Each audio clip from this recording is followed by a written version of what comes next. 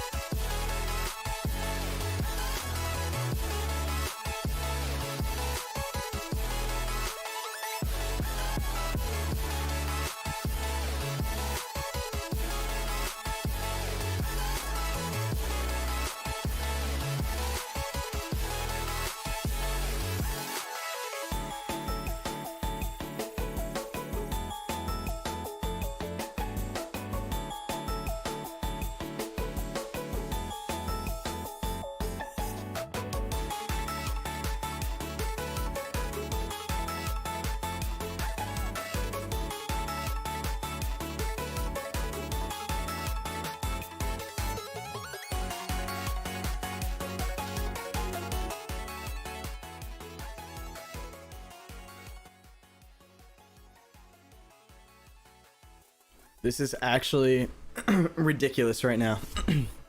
I cannot believe how many people are here. What is going on, everybody? Welcome into the stream. What are we at right now? 1,456 viewers. That breaks our record by almost 300 viewers, and we didn't even get started on watching yet. But well, welcome everybody. How's everybody doing? Sorry about the slow mode. Slow mode may increase just to make chat a little easier for the mods to digest. It's not my birthday, by the way. Don't listen to those clowns. It's not my birthday. It's not my birthday, guys. My birthday is in September 13th. Awestruck, thank you for the $2. I appreciate it. Thank you so much. Welcome in, everybody. We're going over Monument Mythos Season 2 today. Which is going to be quite long. Isaac, thank you for being a member for 3 months. It is not my birthday, though. Stop lying to people. But today, we're going over Monument Mythos Season 2. Expect a long stream. The stream is going to be at least 2 hours long. We're going to go over the whole Season 2. Season 2. So, and if you can't make it for the entire stream, do not worry, because we will be... I'll be turning this whole stream into a long video after the stream is over, so it'll probably be out within the next couple days after this stream. But wow, this is kind of a little overwhelming.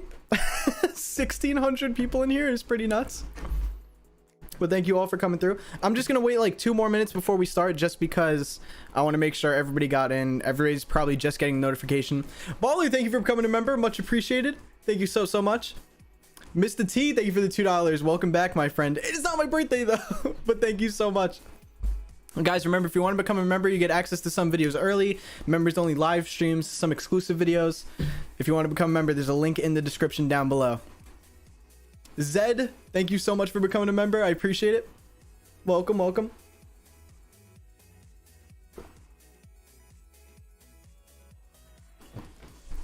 Dennis, thank you for the 5. Thank you for the super chat. Kat, thank you so much for the $5. I appreciate it. Thank you for the super chat as well. Luke, thank you for the $2.79. You guys are the best. Thank you so much. It is actually insane. Cannot believe this right now. Can you guys see me?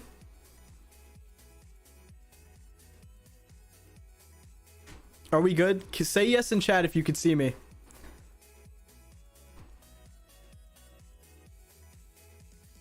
Okay, cool. All right. I lost connection for a second.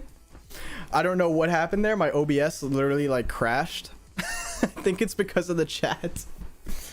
Oh my god. Serenity, thank you for the $5, by the way. Oh my god. You guys are going insane right now. Holy crap, dude. Just someone, thank you for becoming a member. Baller, thank you for the $2. Jack is boom, thank you for the $5. Jack is boom. I gotta be honest with you. I don't really listen to Radiohead. I'm sorry to tell you. I can't even name one of their albums. I'm so sorry. Lenreese, thank you for the $2. I appreciate it. Thank you so much. Rue, thank you for the 5 gifted memberships, and we're at 2,000 viewers. Holy crap. All right. God damn. Well, we hit our goal for the day. That's insane.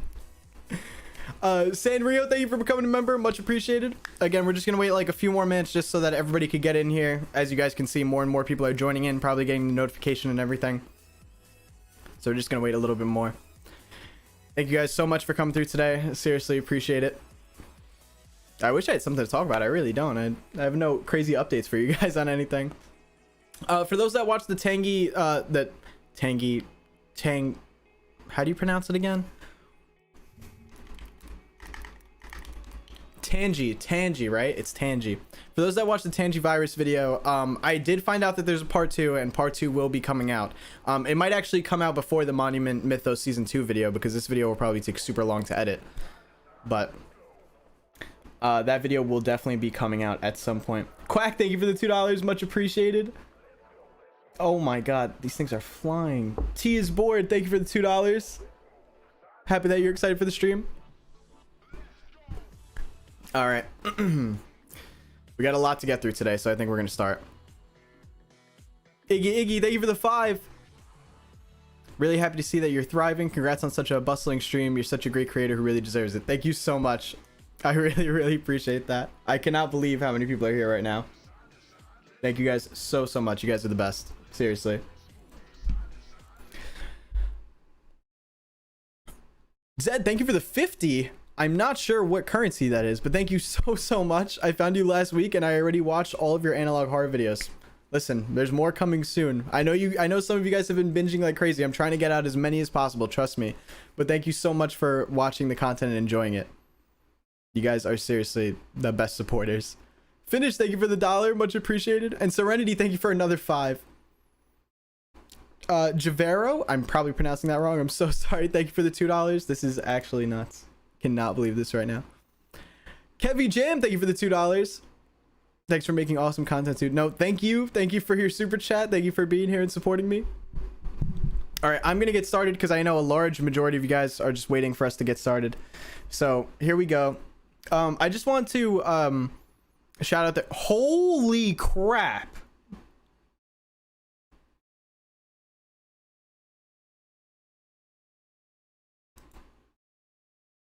I can't tell if your name is Ander ... or if it's just not showing your full name. Is it Andres? Okay, it wouldn't show me the full thing. Yes, Andres, thank you for the $50 super chat. Holy crap, thank you so much. Wow, thank you. Wow, you guys are crazy. Thank you guys so much. Holy crap, thank you, Andres. I really appreciate that. Thank you so much. Wow, this is insane. Guys, if stream is laggy, try refreshing. Sometimes it gets a little laggy, and once you refresh it, it's fine.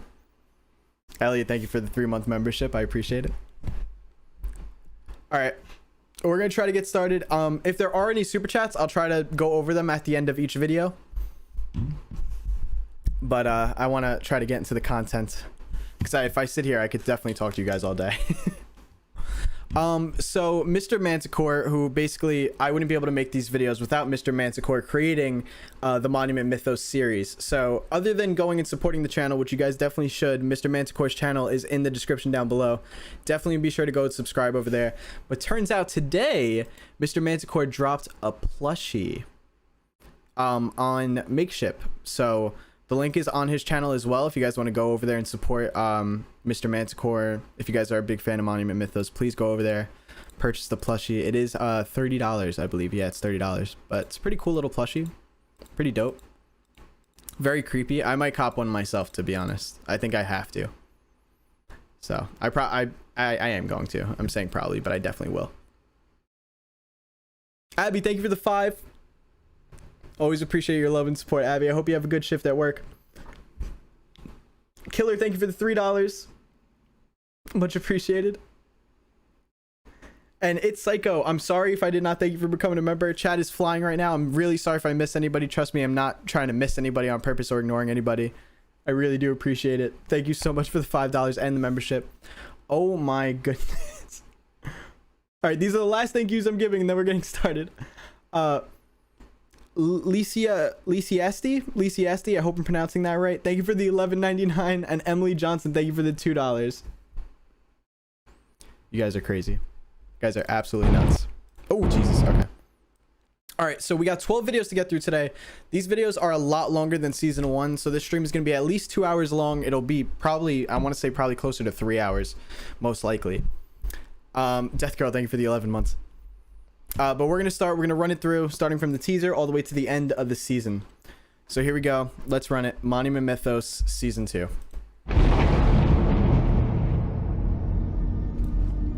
All right. This is a clear reference to the tree. Because we know how the tree bends over.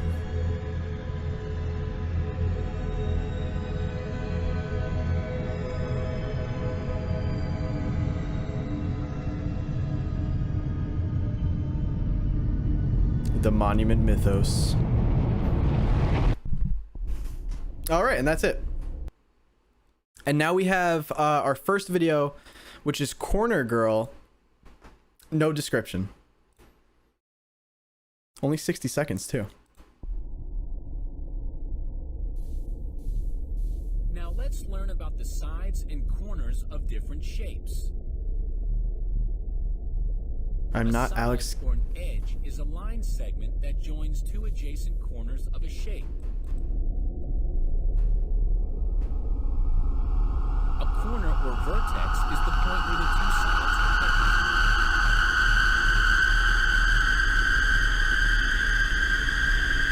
Let's look at this triangle.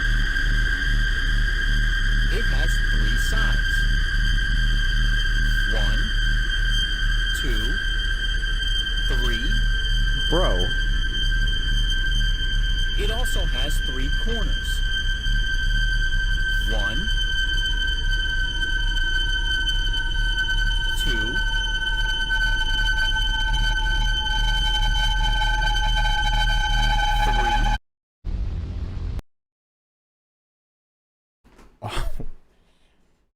Wow. All right, we're starting off heavy.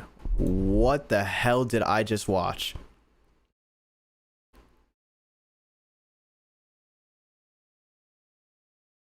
Hold on. Let me just check something real quick. I believe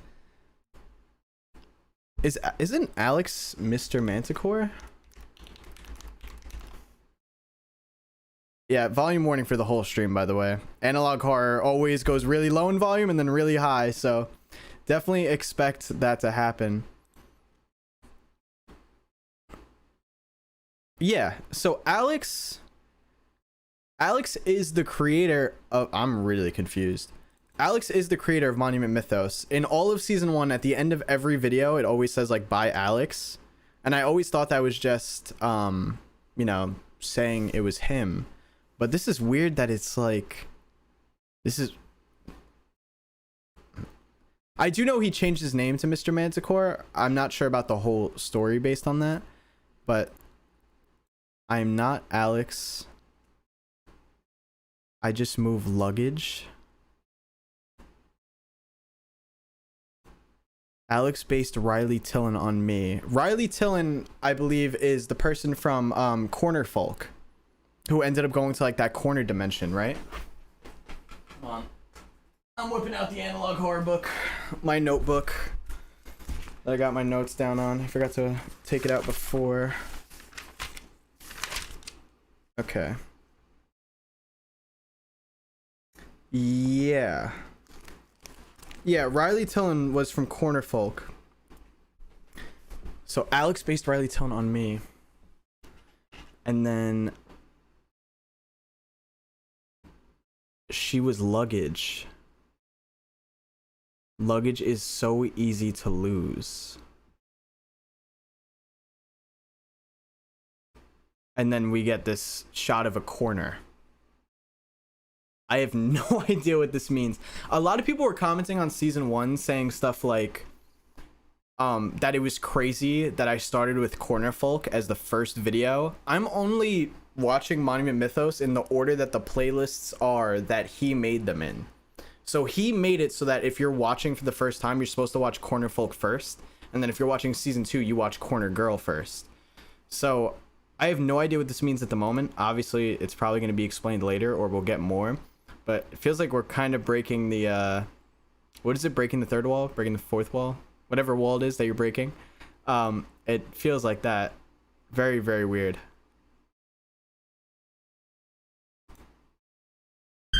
2, Oh, sorry. 3. It also has 3 corners. 1. I have no idea what any of that means. We're just going to move into the next one for now, and I hope to God that eventually that will be explained. I really won't know until after fourth wall. That's what it was, not the third wall. I'm stupid. Hold on, I gotta pull up the Streamlabs alert box because this is, I can't see any donos or anything. One sec, guys. I know you can't see the video. Don't worry, I'm not starting yet.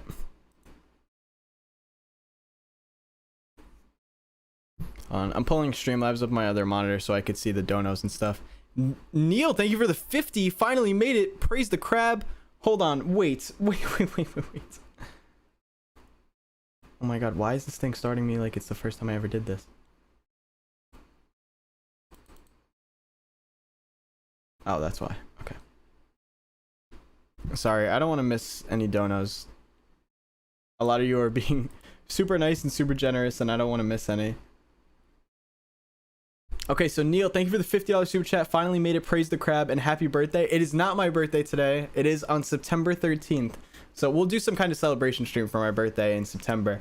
But thank you so much for the 50. Thank you so much. Abby, thank you for the other $2. Alex is the creator. He may be honoring his dad. I did hear a little bit about his dad. I don't know the full story on it, so I don't want to speak on it though. It's Psycho, thank you for the 10. There's an underrated analog heart about Splatoon that I just found out about. It's called the Grisco tapes. If you actually join the Discord, this goes for everybody, by the way. If you guys join the Discord, you could recommend analog horrors for me. That's basically how I find what I end up making a video on next. There's an analog horror channel in the Discord that I always look at to check. Panthea, thank you for the 2. And I believe I'm caught up for right now. I think I am.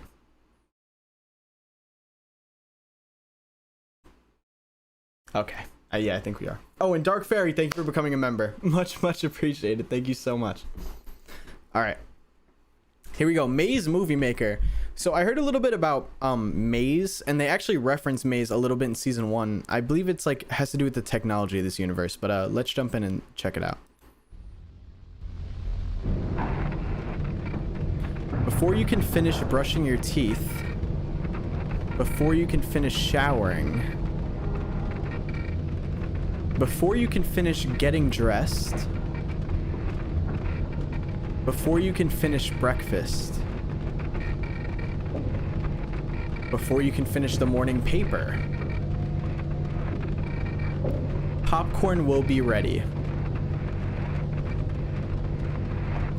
With a startup time just under 60 seconds, Popcorn Prime is the fastest personal computer on Earth. Your popcorn is waiting. Who names a computer Popcorn? Maze Manufacturing Plants, 1960 to 1971. 1960.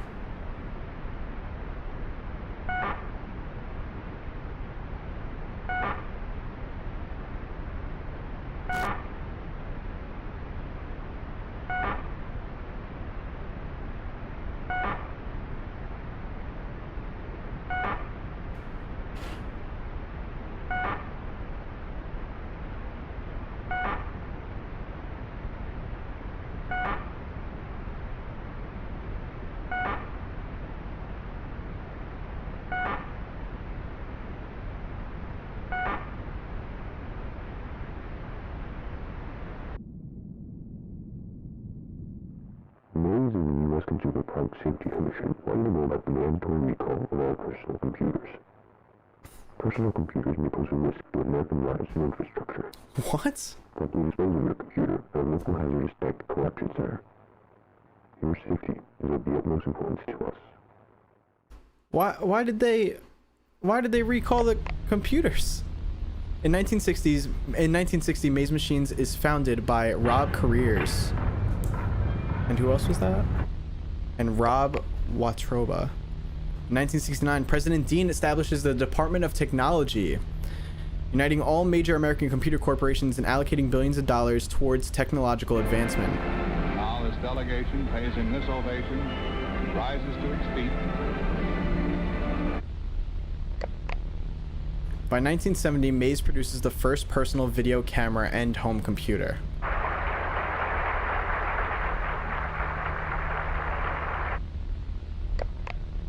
In 1972, Maze collaborates with the Department of Defense to initiate the first system to control the true forces of mass destruction.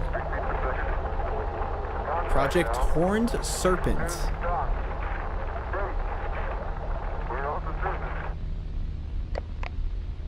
In 1980, Maze is attacked.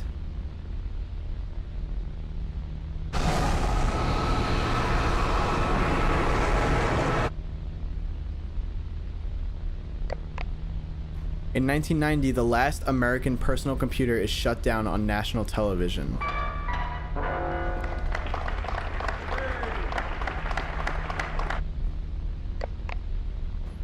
In 2000, we've learned from our mistakes. Control is confidence, and today there are no doubts.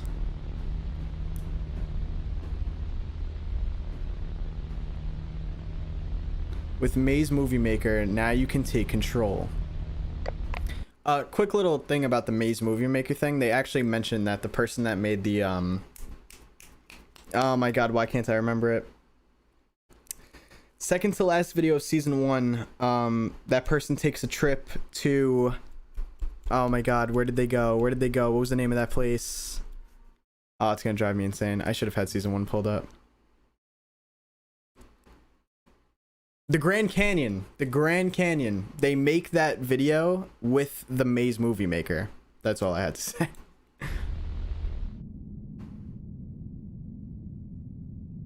Property of Maze.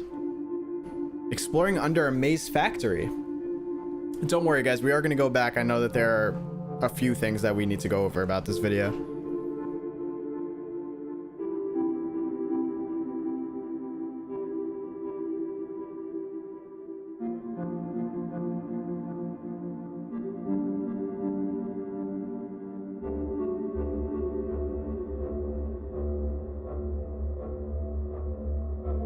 But first we spread the word. Beware the monuments, they are all connected. The military-industrial complex grows.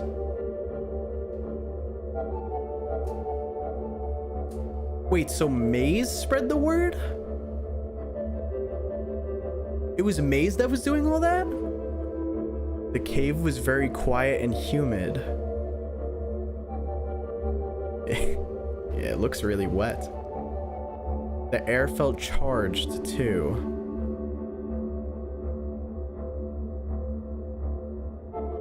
There were no light fixtures or any pieces of equipment. No animals, not even bugs.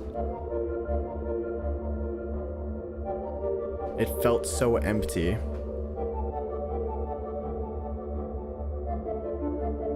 What happened here?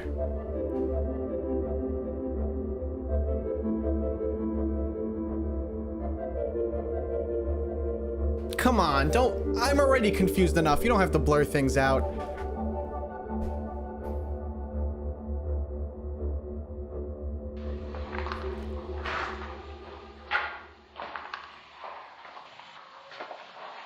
Okay, some of this stuff is so wet that it seems like it's organic and alive.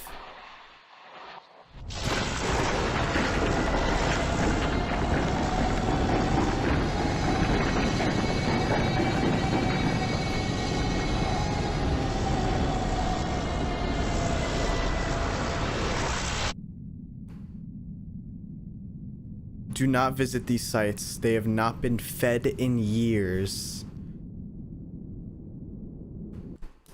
Filmed while I'm writing that down. Oh. Oh my god. Crap. I have Maya Arnoldson's name written down here. I don't know what video she's from though. God damn it.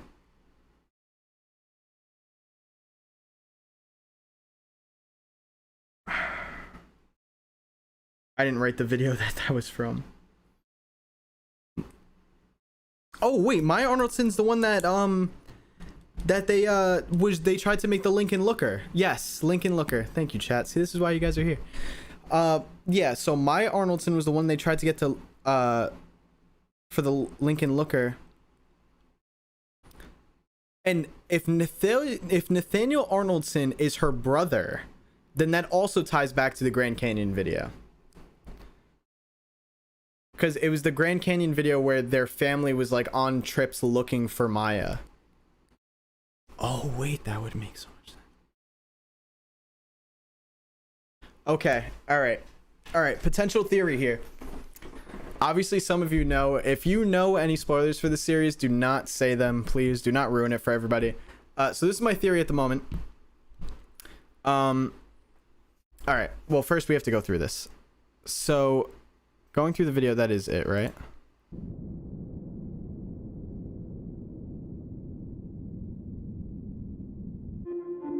Yeah. See by Alex. So we learned that the maize manufacturing plants, this is the pathing that they took. A few of you said that it looks like that they're going to each of the monuments that we have heard about, which like Alcatraz was over here. I believe the Grand Canyon's somewhere over here, right? And then Mount Rushmore, Statue of Liberty, Washington. Yeah, I'm not the best with my geography, but like it looks, that's how it looks. That's how it appears. Then they launched this program called Project Horned Serpent, which is that the same pathing? It's not exactly the same, but it definitely looks similar the way that it's set up.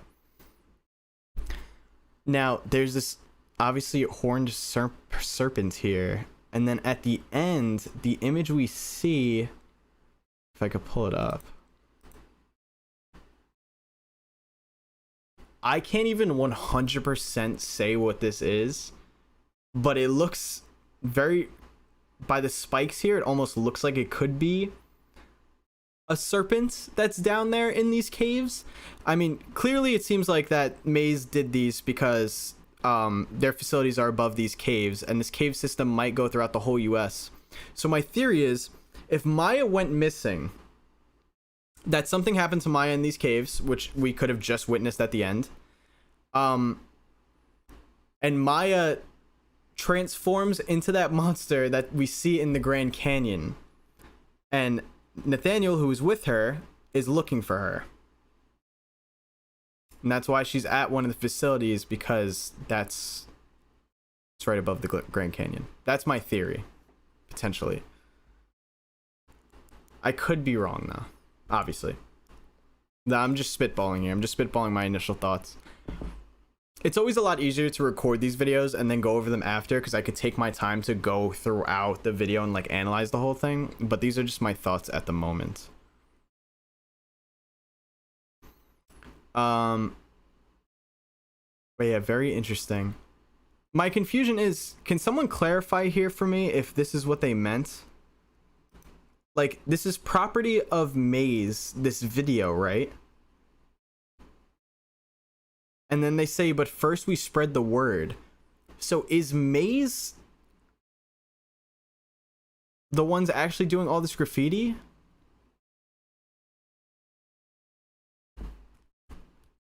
That we've seen throughout the whole series? Because we know that the Washington Monument was graffitied. We know that Rushmore was graffitied. And we weren't sure exactly by who. But this might say Maya did the graffiti, which would make sense why they wanted Maya to be a Lincoln Looker then. All right, that's all I got for that one for now. We'll find out more, and I'm sure as we go along. Like, we're getting more answers, but also more questions. So let's go into the next one.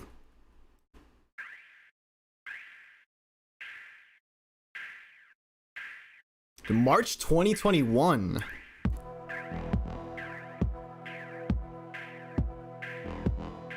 Okay. Ever Given.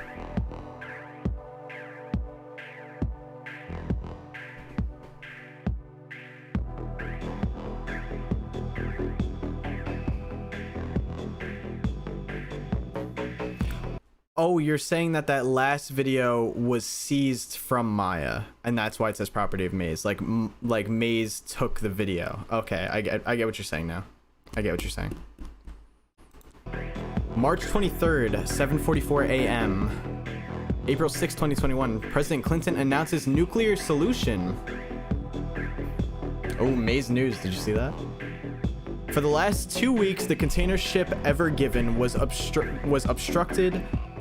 Okay. For the last 2 weeks, the container ship Ever Given has obstructed the Suez Canal. With every passing hour, it is costing the global economy over $400 million.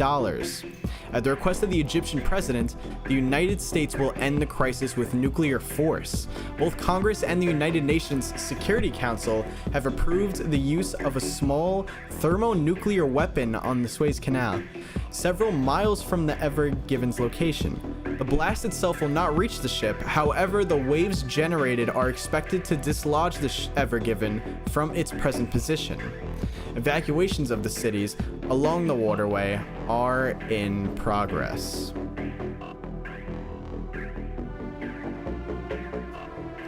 I said I was going to try not to pause as much as possible. So the boat just got stuck and it's blocking the canal. And they're going to use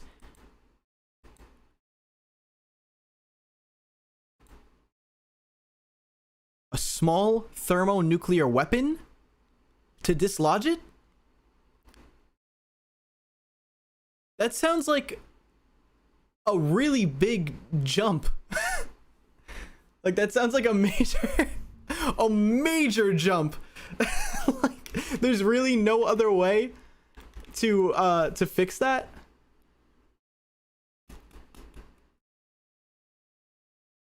That's their only option that they thought of. Bro, just push it out. Interesting though that this is taking place in Egypt and not in America.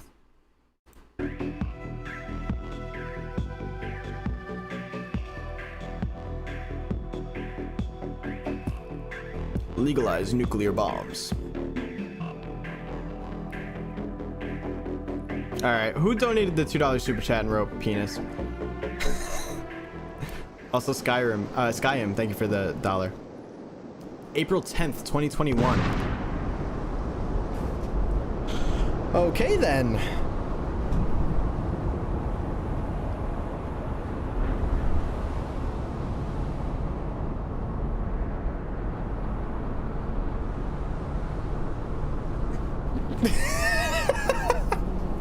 Nah, there's no way. Whoa.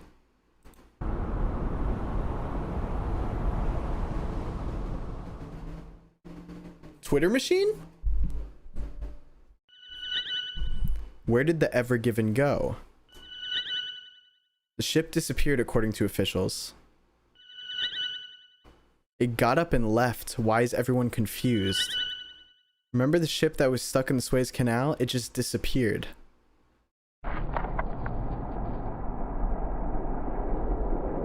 Is that the ship?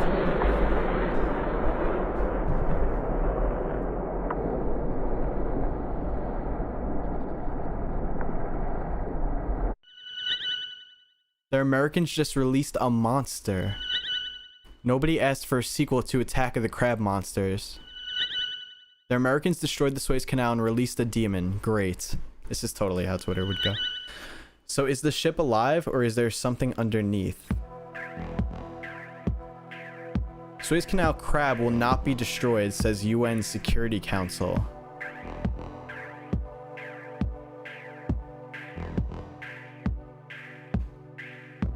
The crab cannot be eliminated without causing great damage to the Ever Given. In this day and age, the world is unprepared for a loss of cargo of such magnitude. Therefore, the Suez Canal crab will not be destroyed. At this time, no containers will be lifted from the ship since low-flying aircraft cause the organism to ambulate unsteadily. In hopes of returning the Ever Given back to the sea, efforts are underway to carefully manipulate the crab's route through Egypt. How are they going to manipulate its route?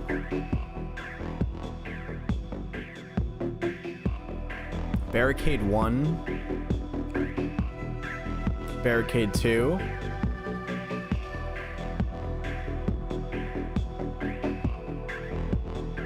Cairo? Dr. Disturbing presents. Hello. Oh, this is a long video. Okay, then tell me, what do you think about the tower? It's your first visit here, so what do you think about the tower? I thought it was a really good tower. It was very interesting to go up it. It gave you a really good sense of how busy Cairo is, so I really enjoyed it. It was terrific. It was really great to get kind of a sense of the scale of the city. It's kind of difficult to do that when you're walking around down on the street. It's a breathtaking view, and it really gives you a terrific perspective of the whole city. And I loved it up there. I spent a couple of hours up on the top.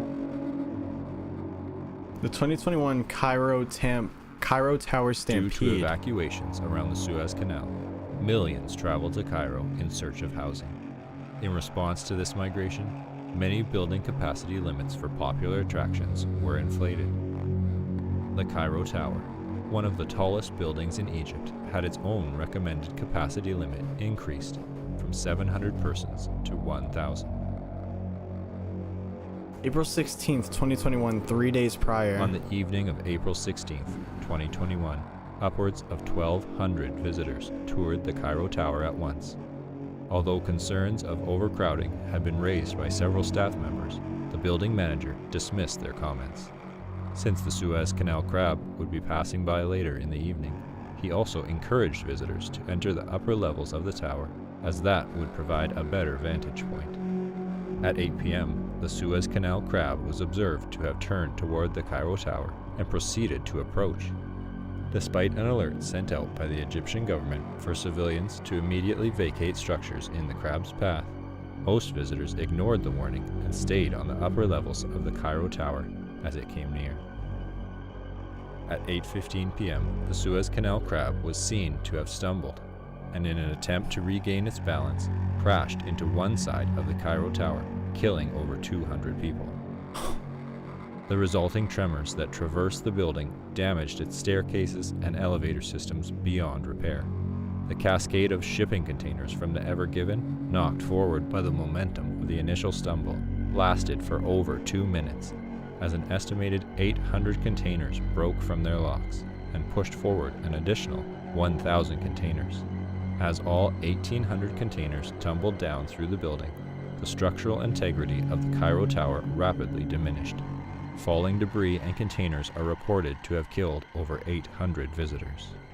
At 8:19 p.m., the Cairo Tower fully collapsed, dragging the immobilized Suez Canal crab into the ground. In total, only 39 of the 1,189 visitors of the Cairo Tower survived. 2 of the 15 staff members escaped to safety, including the building manager. None of the 6 security guards survived. Although paramedics and police officers had arrived shortly before the Cairo Tower's collapse, the visibly unstable tower prompted them to collect survivors on the ground and retreat to a safe distance. At 8:41 p.m., a hazardous waste collection team and soldiers of the Egyptian ground forces arrived to contain survivors within mobile quarantine chambers. Due to fears of a potential contagion contracted from the Suez Canal crab, all civilians in the vicinity were placed in quarantine under the authority of Egypt's military in collaboration with the Ministry of Health. Upon impact with the ground, the Suez Canal crab and the Ever Given separated. The large wounds caused by the separation discharged thousands of gallons of seawater and bodily fluids. Wait, hold on. All civilians in the vicinity were placed in quarantine under the authority of Egypt's military in collaboration with the Ministry of Health. Upon impact with the ground, the Suez Canal crab and the Ever Given separated. The large wounds caused by the separation discharged thousands of gallons of seawater and bodily fluids. The hazardous waste collection team and soldiers attempted to plug the gushing lesions. However, survivors report that their efforts were mostly futile due to the team's inability to stay standing on the slippery ground. With the number of accidental falls among the troops on the increasingly wet ground, the Egyptian army diverted its focus from closing wounds on the Suez Canal crab to evacuation efforts. By midnight, the civilian population within a 3-mile radius of the fallen Cairo Tower had been completely evacuated. April 17, 2021, 2 days prior. On the morning of April 17th, Egyptian authorities publicly announced that the Suez Canal crab had fallen in Cairo and laid in a vegetative state. Although the Cairo exclusion zone was primarily intended to prevent any media coverage of the crab and the surrounding destruction, several journalists managed to record footage of the site through the assistance of private helicopter pilots. Let me see. By 8 a.m., clips of the crab were trending on Twitter. Members of the Anti-Device Association attributed the severity of the disaster to the development of intelligent devices, specifically Twitter machines. They reasoned that due to the popularity of Twitter in America, the Ever Given was overstocked with T-machines, which weighed the ship down and consequently caused the initial obstruction of the Suez Canal. On Twitter, the ADA released a vicious string of messages criticizing Twitter, Hillary Clinton, and Egypt. Along with images of the Suez Canal crab, photos of scattered goods that had fallen out of the shipping containers became a popular topic of discussion. One image of a sports car resting on top of debris would be retweeted by the ADA with the caption, "The Cairo exclusion zone is a conspiracy to keep goods in Egypt. The American people have been robbed." The tweet was shared by over 10 million users. Taking notice, the ADA followed up with tweets suggesting that an Egyptian soldier had driven home the sports car in the image, and that the goods needed to be rescued by their rightful owners. Bro. The ADA deemed April 19th as Finders Keepers Day and urged all Americans to travel to Egypt to obtain the goods left by the fallen Suez Canal crab. Overnight, an estimated 12,000 flights to Cairo were booked by American citizens. April 18th, 2021, 1 day prior. Although a few trespassers had been apprehended in the Cairo exclusion zone, officials did not foresee any further disruptions at the site. Medical personnel attended to survivors in the quarantine chambers. Soldiers cleared rubble and attempted to control the spread of the Suez Canal crab's bodily fluids. By 5 a.m. on April 19th, approximately 20 million gallons had been contained through aerial drops of sawdust and an extensive effort to mop the premises. Although several officials discussed a plan to lay down military-grade mats to enable the hazardous material collection team to walk up to the crab for closer analysis, it was ultimately decided that no further action would be taken until the following evening, as it was believed that the midday sun would evaporate most of the fluid. April 19th, 2021, the Stampede. At 12 p.m., over 12,000 Americans gathered in front of the gated entrance of the Cairo exclusion zone. 4,000 Egyptian police officers and soldiers stood behind the perimeter to guard the exclusion zone from trespassers. At 12:03 p.m., violence erupted when an American shot a police officer in the face. Consequently, tear gas was used on the raging mob.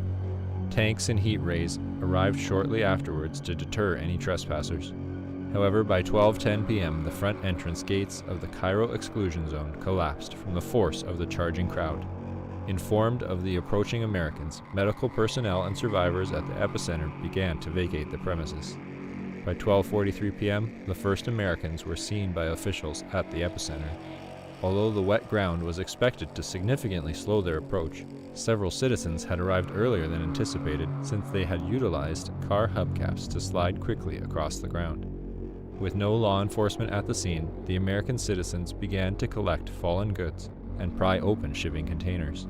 Popular goods included furniture, firearms, processed food, tea machines, bars of gold, automobiles, and designer clothing. As Americans continued to arrive at the epicenter, more injuries from accidental falls were observed.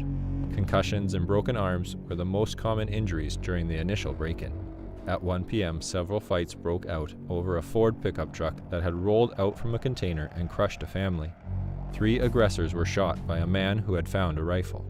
The conflict fueled an unpleasant atmosphere, with more instances of gun violence as time went on. One notable incident saw the discovery of a container of firearms by a group of young children. The accidental firing of an automatic weapon by one child prompted the intervention of their parents and other adults. The resulting verbal argument escalated quickly and broke out into a full-scale gunfight with over 14 armed subjects, including the children. Another fight erupted after the discovery of a deluxe barbecue grill, which 13 Americans had simultaneously called dibs on when the item was pulled out of a shipping container. All 13 Americans died from gun-related wounds. When the last wave of the 12,000 Americans had entered the epicenter, overcrowding ensured that the accidental fall of one individual would trigger a continuous series of additional falls. Without any open space for the midday sunlight to reach the wet ground, the bodily fluid had no time to evaporate, and the number of falls steadily increased.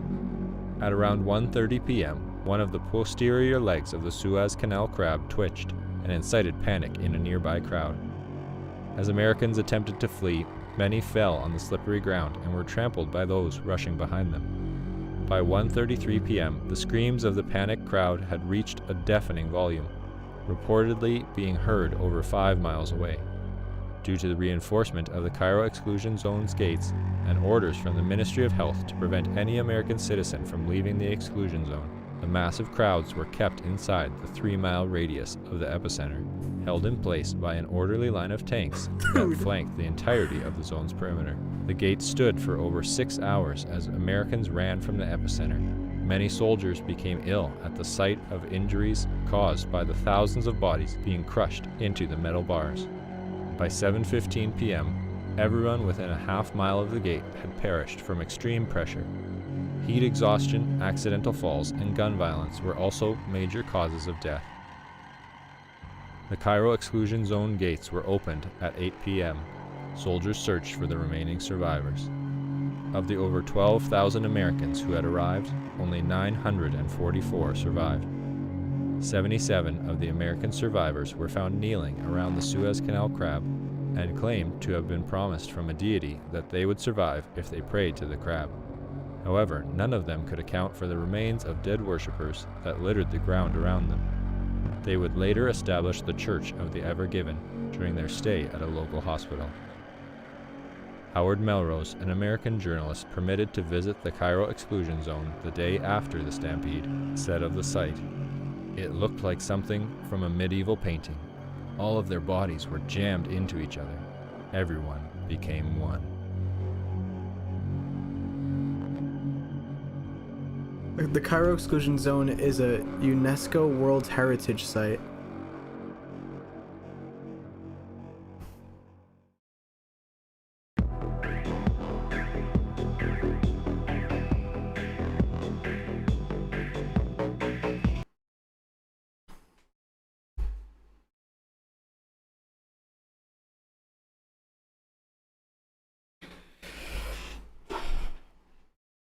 Bro. The amount of info and stuff that just happened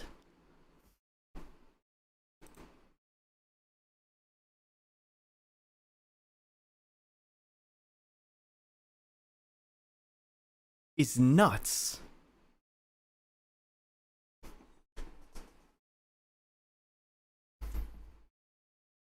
I cannot even believe that all that just happened in one video, dude. Talk about wow. Like, I don't even know what to say. That was out of control. Where do we even start with that? So, okay. Let's try to give a quick rundown. So, the boat gets stuck in the canal, right? And for whatever reason, the solution to get the boat unstuck is to nuke the area nearby. To drop a bomb that will cause such an eruption that it'll get the boat unstuck. By doing that, they wake up Crab. which is a whole nother thing as it is. Like, clearly the nuke woke it up, right? Because it was such a seismic event. But it wakes up the crab. And what does the crab do? The crab picks up the boat. Like, apparently, so from what I'm understanding, let me know in chat if I'm confused or if I'm wrong. The crab is holding up, so like this is the boat, right? And then this is the crab right underneath it, and then these are the crab's legs. Is what I'm understanding from this, based on how they described it. So because of all the goods on board, they decide, no, we're not going to destroy the crab. We're just going to try to like aim it where it should go, like kind of try to guide it to where it should go. It ends up going to Cairo, and they're taking advantage of the situation by letting more people in the building. But instead, this is like the dumbest shit I ever heard of, bro. First of all, if there was a giant crab walking around, every area around it should be like immediately evacuated. Like, I don't understand. I guess money, like tourist money. But anyway, a dumb crab. The crab is the boat. No, but they were saying, but it is two separate things, because they were saying that the crab, weren't they saying that the crab itself had wounds? Like, I feel like the way they were talking about it was like it was two separate things. I'm trying to read chat to catch up on everything. I agree, it doesn't look like a crab. Yeah, I believe the boat is on its back. Yeah, that's what I think. Okay. But anyway, crab, whoa, how did I do that? I didn't even know that was a thing. So crab crashes into the tower. All of the shipping containers fall off the tower. Fall off the boat, killing almost everyone in the tower. And then crab falls. Crab just completely Or fully collapsed. Flops. So they corner off the zone. They like ward off the zone, place a giant gate around it. There's a whole big controversy because there was obviously a bunch of goods on the boat. Like, that was why they weren't trying to take down the boat anyway, because there's so much stuff on the boat that's like expensive, important. So for some reason, where do they talk about the day that they created? HTML, thank you for becoming a member. Much appreciated. Thank you for joining the journey. Oh, so they announced that April 19th is Finder Keepers Day in Egypt, so that all the Americans that lost goods because of this incident can come to Egypt and get their stuff back. Whatever reason, they thought that was a genius plan. And then this happens where the America moment for real. Americans pull up, invade the zone, and they're like basically causing mass chaos, stealing stuff, finding guns, taking the guns, shooting other people with them. It's literally like a whole war in there on its own. And then Mr. Krabs moves his leg a little bit, and everybody completely spazzes out, and is like, yo, we got to get the hell out of here. They said the sounds of the screaming were deafening. It was so loud. And the military was like, no, we're not letting you guys out now. So as a result, everyone's trying to get over the gate and just kills each other. In mass panic, everyone's just killing each other, basically squishing people into the gate. Like, I'm so happy that we got this goofy animation instead of like actually seeing this happen. I don't know how they would actually film it to be happened, but it would probably be disgustingly violent. And then at the end of it all, out of 13,000 people that went into the zone, only like 900 survived. And then they found some of them. This is what's really weird and bugged out. They said they found some of them praying to the crab because a deity came to them and told them that they would be safe if they did that.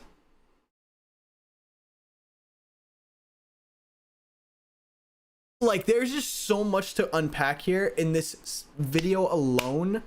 It is insane. It is actually crazy how much there is to, like, go through here.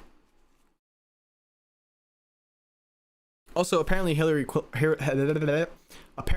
Clinton won the election in this because they kept talking about how, like, she kept doing stuff. So I'm guessing she won the election against Trumpy. All right, 12.5K. I was just trying to round. But yeah, and there's a few of them that are praying to the crab.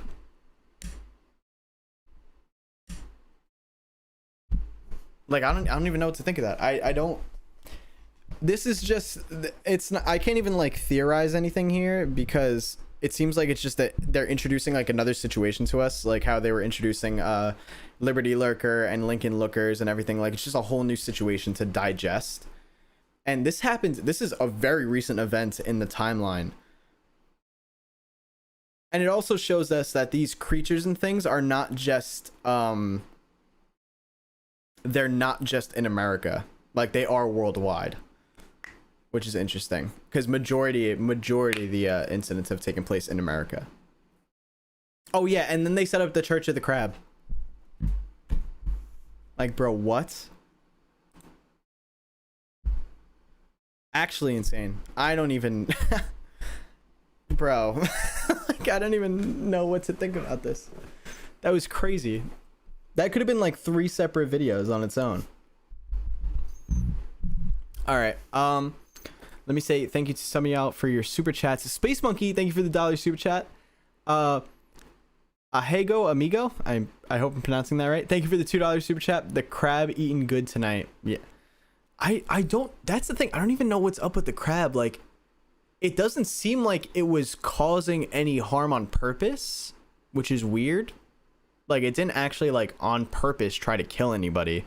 It seems like I genuinely think that it got distracted by the big tower and just crashed into it, and then all those people died as a result. And then now it seems like the crab may still be alive, but also could be dead. That's like still up in the air. It's Psycho, thank you for the $2. Dem legs. I'm guessing you're talking about them crab legs. Redskin, thank you for the $5. Hey go amigo again with another $5 super chat. So this is an alternate world, or am I just an idiot? No, it is definitely an alternate world.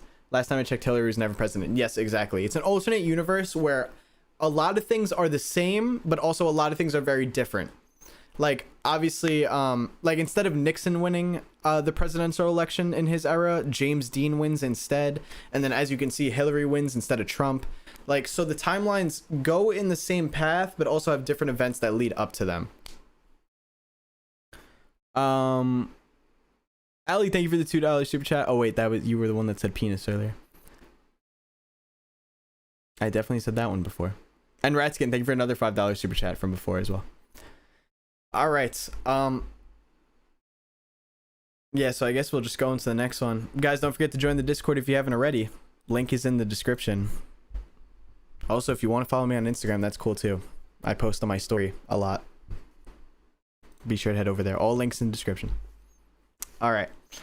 Dean Disaster. I know you guys are huge fans of my boy James Dean, the president, the one and only God of America, the best president to ever exist. His ads were so good, they played a 15-second ad for an hour straight. Listen, I don't know what is going on with this dude, but there is something wrong with James Dean. I don't know what it is. If bro is the devil, if he's manipulating people, but there is no way people can like a guy this much, because they are like obsessed with him in this timeline, except for you know, the anti-Dean group that hates him and paints him as the devil. But let's see. Apparently some disaster happens here, so let's jump into it. I muted the video. Dean Disaster. Let's hear it. During a broadcast of ABC Evening News, anchor Frank Reynolds told viewers to be prepared for tomorrow and that they would witness the start of a glorious adventure. Word spread quickly throughout the country, and civilians invited friends and family to their home. Wait, what? Hold on, this sounds... Wait, when did this take place? During a broadcast of ABC Evening News, anchor Frank Reynolds told viewers to be prepared for tomorrow and that they would witness the start of a glorious adventure. Word spread quickly throughout the country, and civilians invited friends and family to their homes in anticipation of the next day. Although no details of this glorious adventure were known, it was widely presumed to be another exciting TV announcement from President James Dean. Watching parties were organized in living rooms across America, and on the evening of May 13, 1969, after the ABC Evening News ended, televisions were closely watched with millions of unblinking eyes. No one wanted to miss what President Dean had to say. Yeah, what does he got to say? I'm curious. Is this the broadcast? James Dean's America is hell. But you still don't believe us. You'll hear the truth from James Dean himself.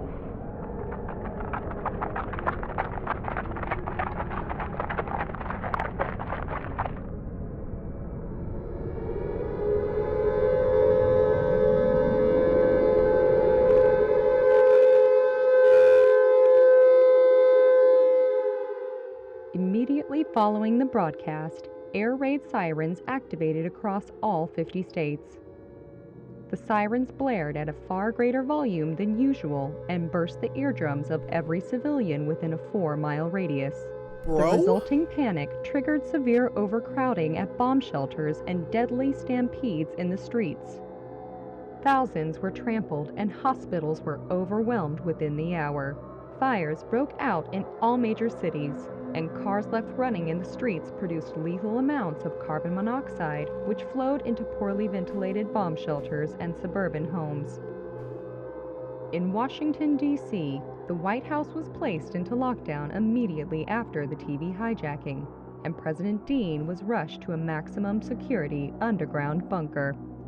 Able to hear the anguished screams of civilians in the streets above, Dean refused to stay in the shelter. When carbon monoxide alarms went off in the bunker, he urged his staff to exit the White House with him and shut off the vehicles left on the roadways. With a phone call, Dean mobilized the National Guard to assist with the deactivation of the millions of parked vehicles across America. Several more phone calls to high-ranking military officials and world leaders revealed that no nuclear missiles had in fact been launched. President Dean soon realized that the air raid sirens had been hijacked by a domestic organization and immediately ordered all forces of the military to disable every active siren in the nation. When military technicians arrived at the location of the sirens, they found that the bodies of prior technicians, who had perished from the combination of stress and the siren's sheer volume, piled so high as to have formed a ramp to the top of the speakers.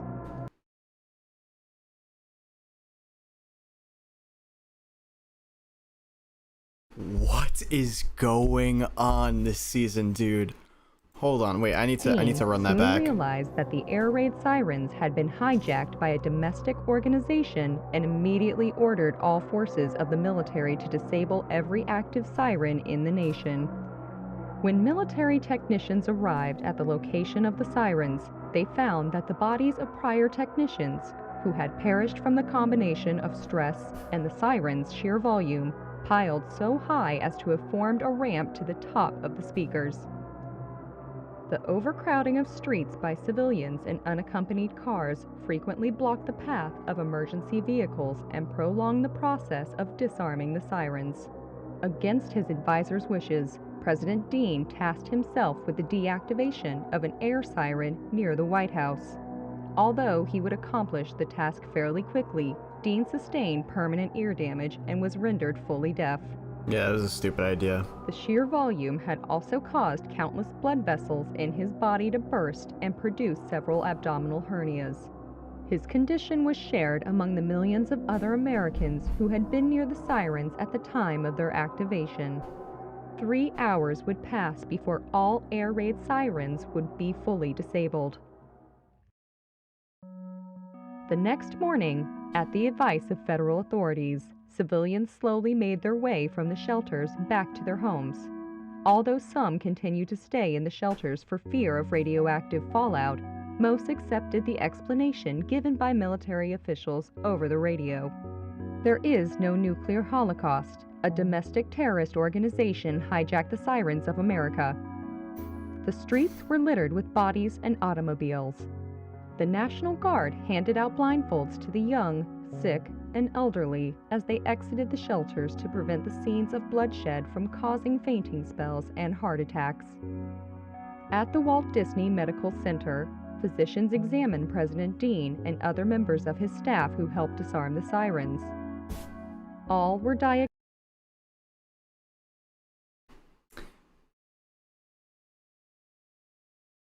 Out of all the stuff that just went down, let me be sure I heard that right. Spells and heart attacks. At the Walt Disney Medical Center, physicians examined President Dean and other members. They said at Walt Disney, right? At Walt Disney's Medical Center. Now I'm seeing a plushy bear here. Are you trying to tell me in this timeline that it's not Mickey Mouse? It's a bear? Or am I overthinking that too much? Of his staff who helped disarm the sirens. All were diagnosed with severe hearing loss. Against his doctor's advice, Dean insisted. Or is Disney not a thing in general and it's just a medical center? I was thinking it's a Disney hospital. it's probably just not even a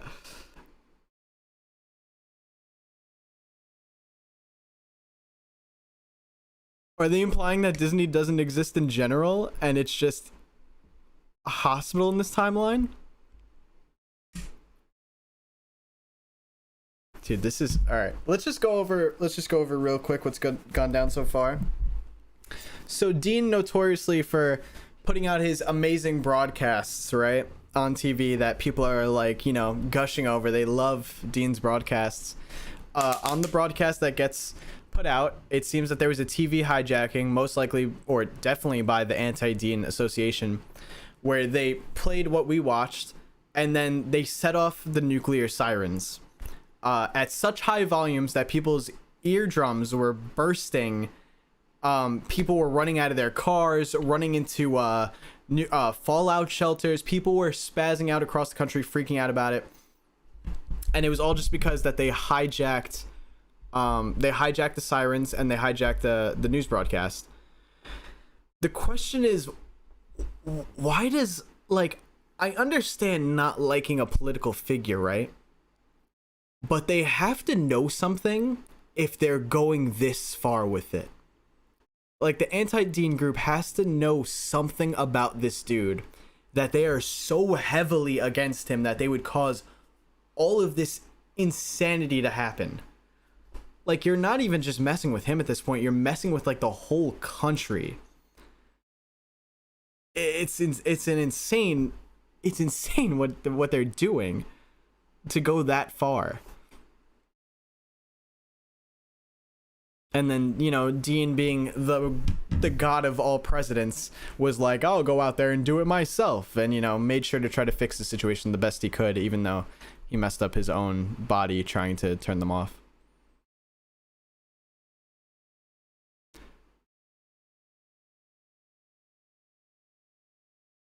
Mr. Macula, you don't think it was the Anti-Dean Association? I don't think did they say it was? I feel like it's implied that it was them because they like to, you know, do Dean dirty like this. But I guess, did they not say the specific names?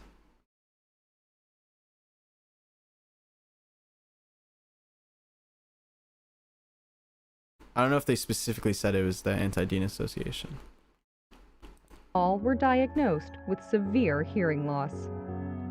Against his doctor's advice, Dean insisted on issuing a public statement on the traumatic events that had transpired. Although he initially wanted to appear on live television, a glance at the mirror discouraged him, as he saw the countless bruises and tears present on his skin due to the intensity of the sirens. In coordination with technicians from the Department of Defense, President Dean instead organized a large-scale radio broadcast utilizing the very air raid sirens they had disabled. Later that night, a bruised Frank Reynolds would announce on ABC Evening News that Dean would speak through the sirens and that captions would be displayed simultaneously on television for viewers who were hard of hearing. I don't think that's the smartest move. To use the sirens that just cause so much chaos to play your message, I don't know if that's a bit weird. Yeah, radio all the deaf people. I mean, they said they're gonna put captions on the TV, but they probably should have just done it on the TV to begin with.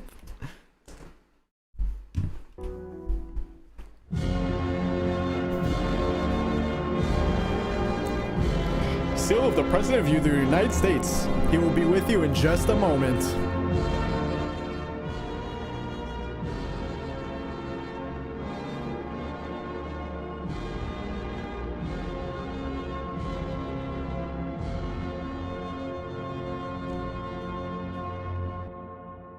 It's Jimmy speaking. I'm sorry, very sorry for what's come to pass. I wish I could bring back your friends, your family. I want to fix everything. This is not the announcement I planned for. But as you know, there are people who have it in for us. The Anti-Dean Association. They hijack our systems. They hurt people. The Anti-Dean Association is an anti-American association. I want you to keep an eye out for them. They will not be hard to find because they are very proud of their silly ideas. Find them and bring them to your local authorities.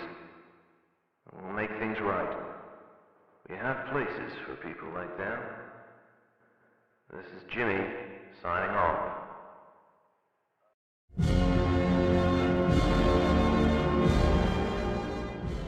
Over the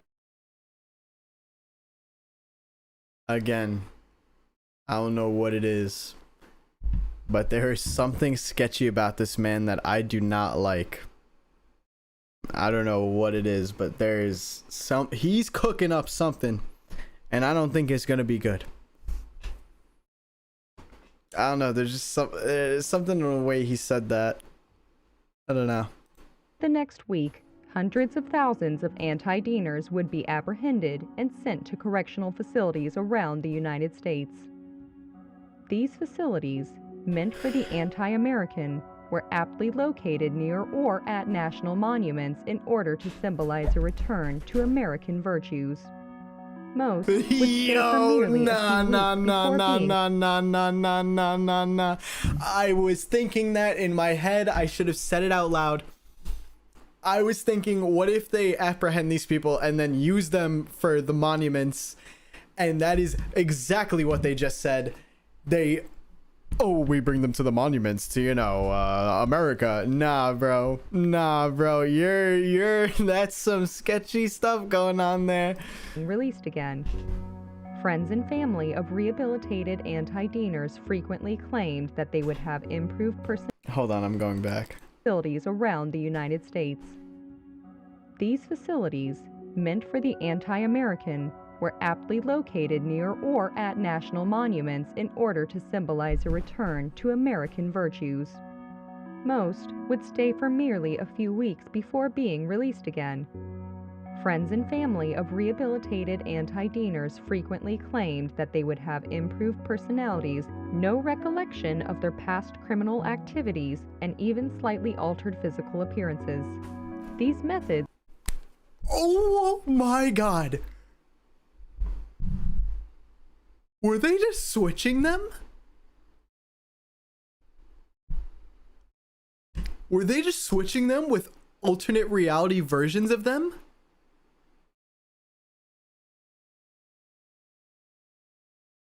They weren't feeding them.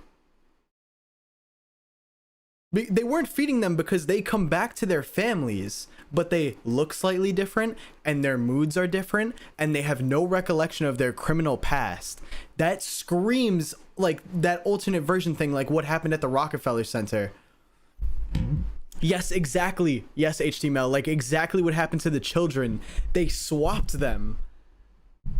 They literally just swapped them. How does that work?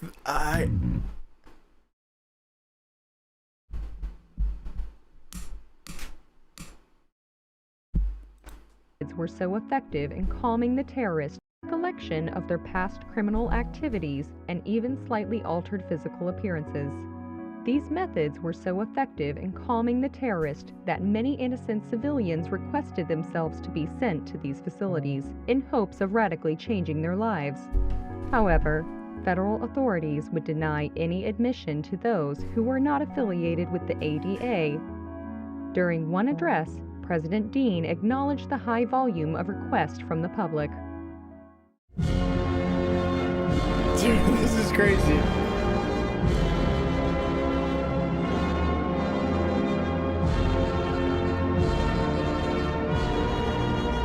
Oh my god. I want to wait for him to speak before I say anything.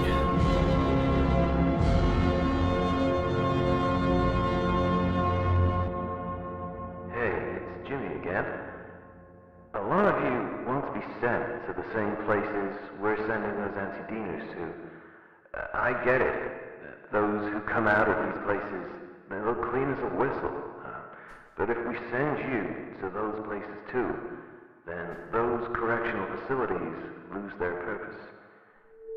If we send everyone to prison, then what's a prison anymore? This is Jimmy signing off. On the morning of May 22nd, 9 days after the disaster, President Dean received a state-of-the-art hearing implant from Maze Machines, an up-and-coming tech company. Around noon at the Walt Disney Medical Center, the device was surgically inserted into Dean.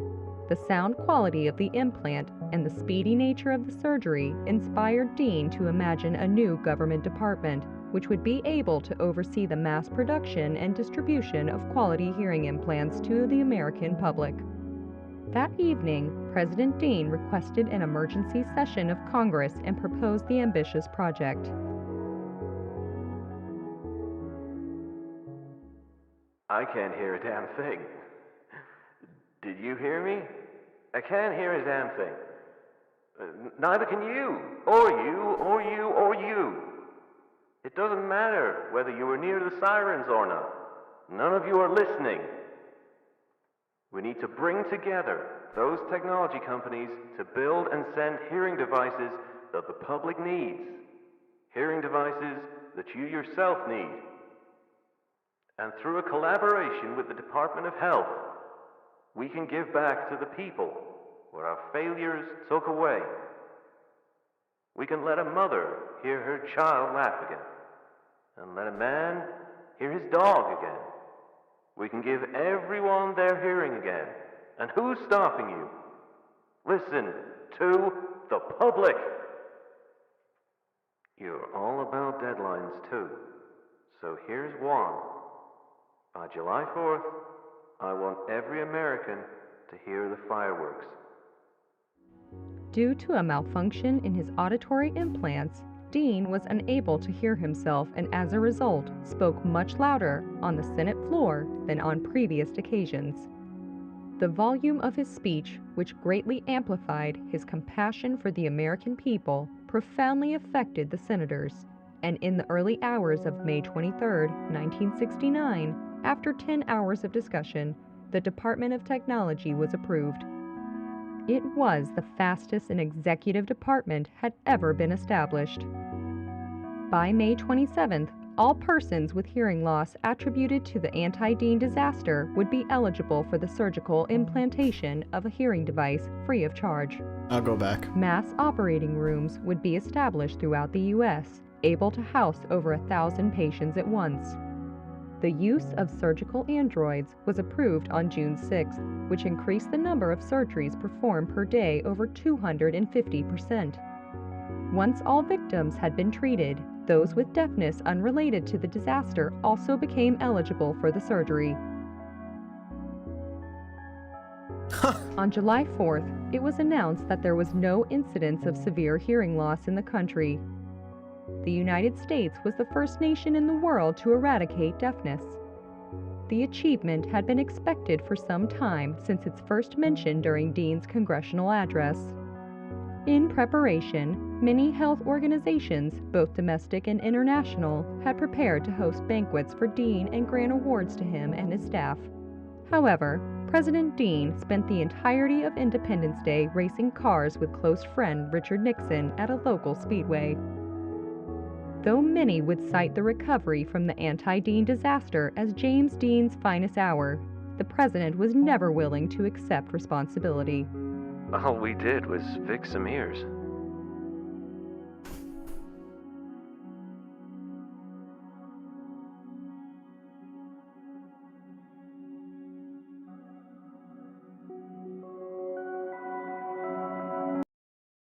Alright, what was that you guys were saying? Somebody's faceless in the back?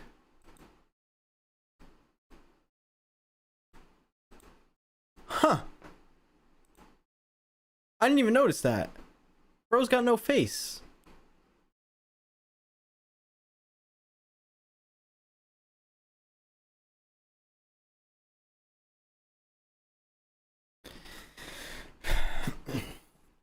There is something about the way he is so... What's the word I'm looking for? Like, he talks and shit just gets done. Almost too easily, though. Like, I think it's weird how he just convinced all the senators, like, they were like, wow, this is incredible, what he said. Like, I get it. Like, really what he's doing is good. He's done no wrong at the end of the day, except for, you know, taking those the whole anti-Diener thing. But, like, he's really done no wrong to the American people. But there's something about how he always... I feel like he's brainwashing people somehow. I don't know how. Ever since the Nixon thing, where he basically convinced Nixon that he was going to be a better president than him, and Nixon was like, yeah, you right. I'll back out. You got it, bro. You won. Is crazy. There's something wrong here. Yeah, it's his persuasiveness, charismatic, like all those words. There's something about him that is sketchy. There's something that we're not seeing, and I refuse to believe it. I refuse to believe he's just a good guy in this story. I could be wrong. Maybe he is at the end, you know. It turns out he was just a great president. But I don't know. There's just something odd. So, all right, we obviously know what's really happening to anti-Dieners, that they're getting teleported to like another place. So he's basically converting America into like a fully supporting Dean thing. Like, where all the American people are on the same page. We love Dean. We love Dean. And anybody that doesn't, kick them out and send them to the other reality. Which I definitely think there's a little more than that going on there. Like, there's something that we don't fully understand. Wild theory here, right? Wild theory. And it could be like something related.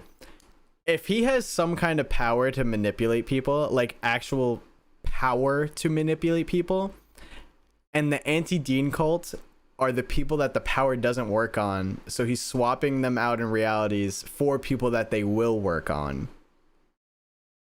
That's just I don't know. That's just a side theory. At this point, anything can happen in the series. The series is so bugged out. Like, I don't fully understand this still. Siren in the nation.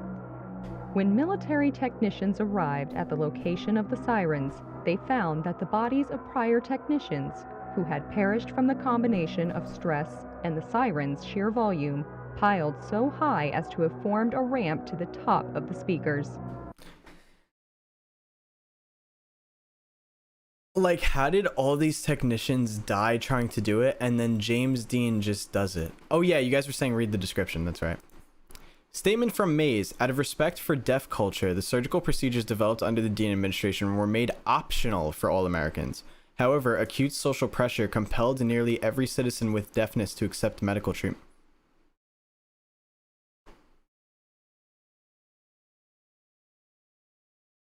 Those who were against treatment were frequently ostracized from society, and some were even harassed into fleeing the country. What do you think of President James Dean and the Great Siren Disaster? Wait. Was it all planned?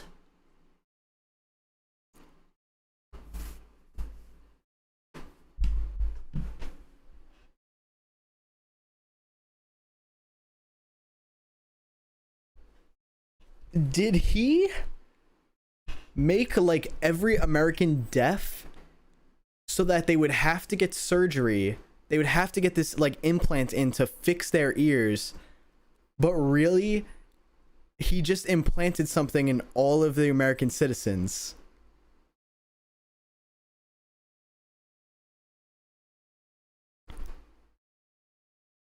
Because that's the only reason why it would make sense why they would literally harass people that wouldn't want it. That's crazy.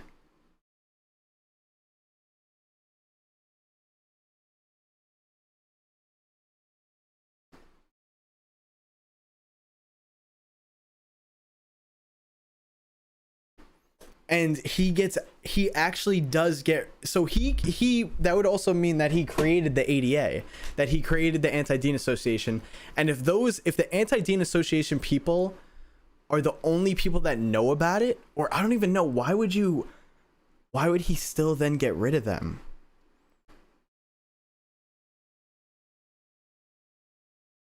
Yeah, like now I definitely think the broadcast wasn't actually hijacked. I think he's been in on it the whole time now. He implanted all the citizens on purpose. But what does he get out of that? Like, what does that implant that he's putting in all the Americans do? These things are explained in Q&As with the creator. I'll have to check those out, Oscar. I'll have to look at those. Dude.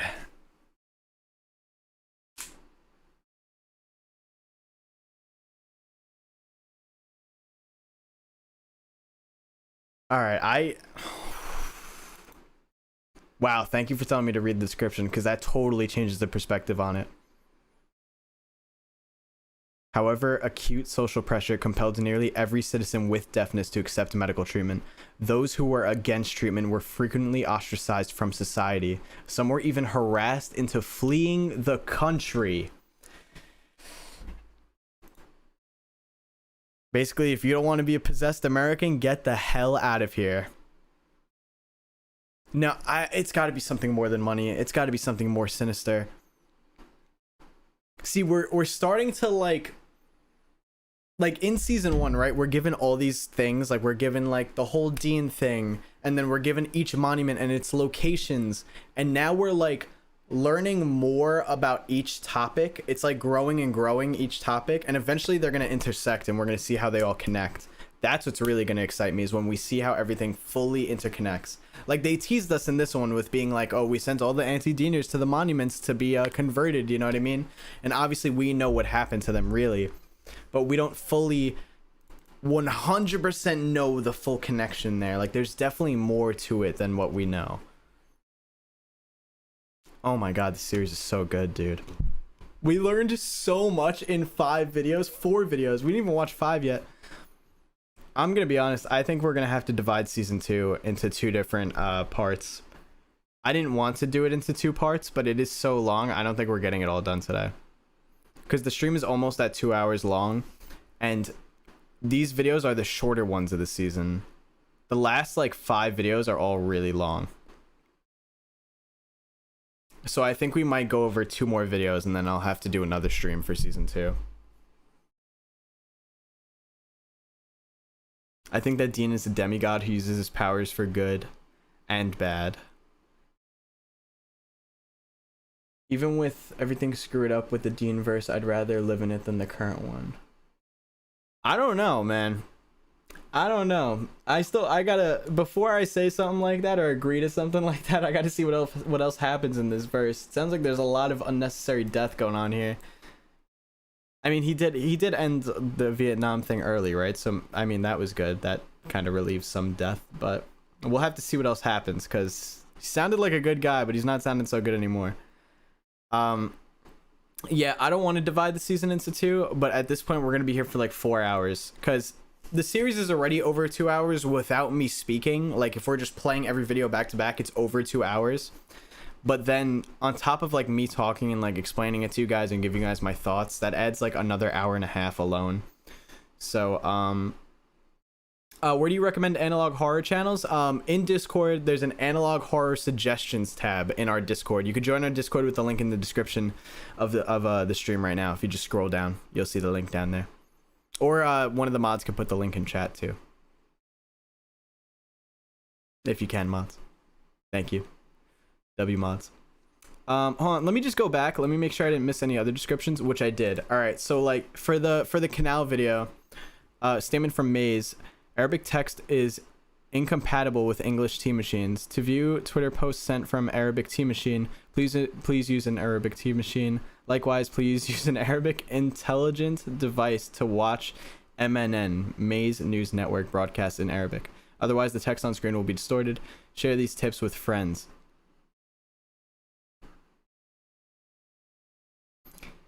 Yeah, so they say it's incompatible, but they basically translated all the Arabic text that we saw in the video, right? Wait, now I feel like I'm getting trapped again. Like, what they translated wasn't actually real.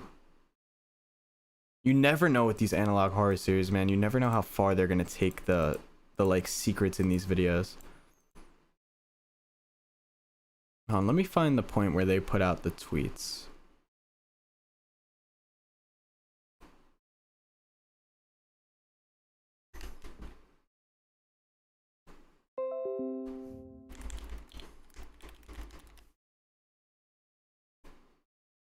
One sec.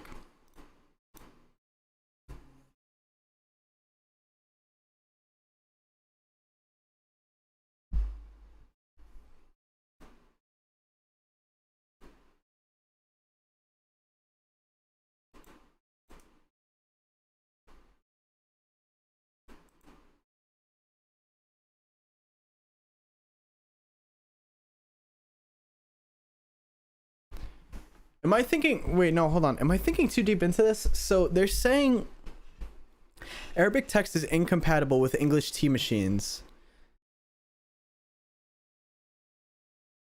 And this is what it's saying is the translations, right? The Americans destroyed the Suez Canal and released the demon. Great.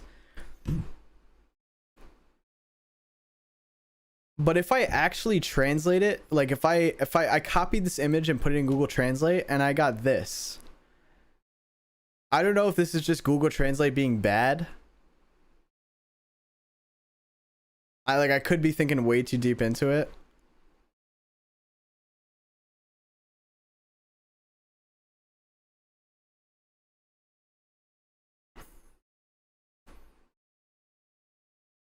I don't know. That's something I'll have to look into more. All right.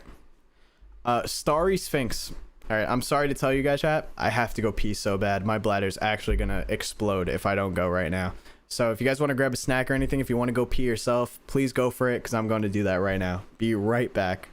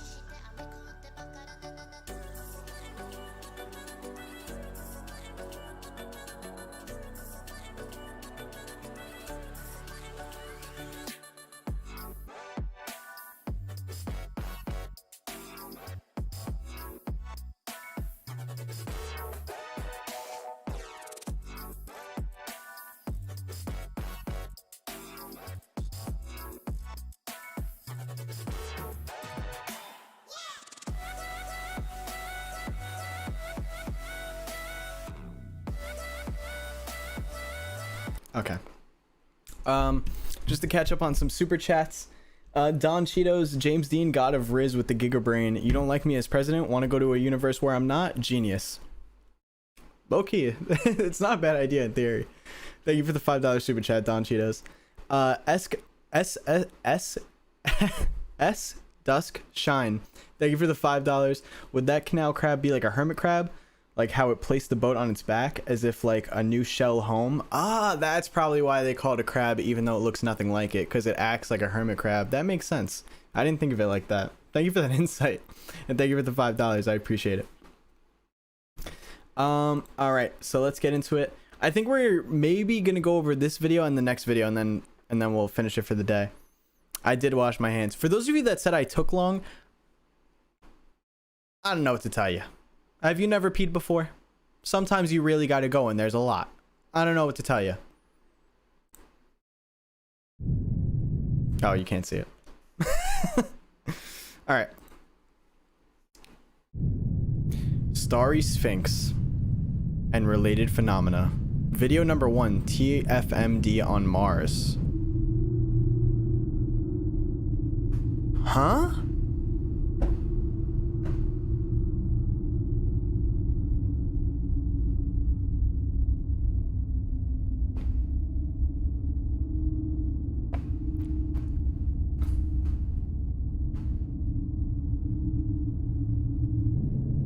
Audio number 1, excerpts from an interview recovered from an arson scene.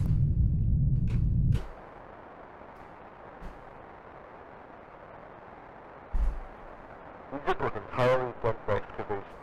They had every right to be upset when we went ahead with it anyway. We said that their system worked for thousands of years and we continue to protect the country.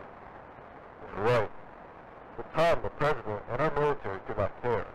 We viewed their solution as a problem and just I'm sorry. Hold on, I gotta go back. I'm so sorry. continue to protect the country. It's right. At the time, the president and our military did not care. We viewed their solution as a problem and desperately needed a better solution. American solution. Which in this case was excavation. The excavation. TFMD leaves Mars. That's the Lincoln Looker guy.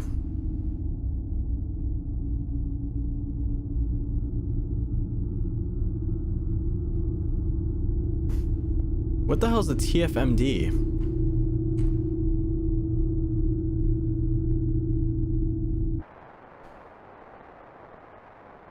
Once the pyramids were classified as TFMDs by the U.S., the excavation was enough. Oh, that's right. It means true forces of mass destruction. Wait, so how is this?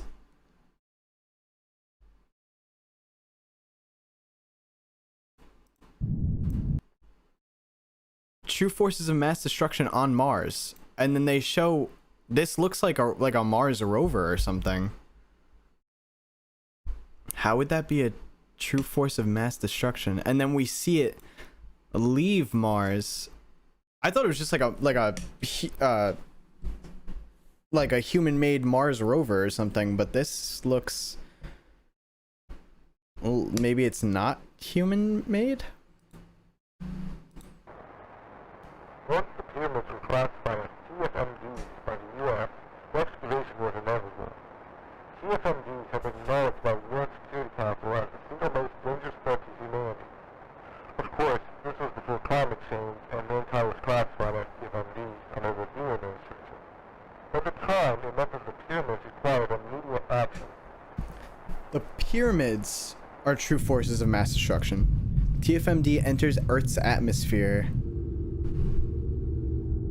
Nah, this is a whole nother level now. You're making this like a solar system level threat.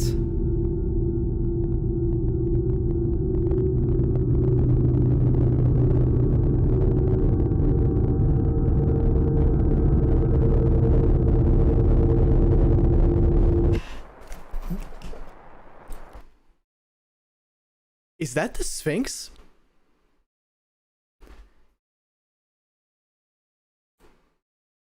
Like, look at the way it's shaped.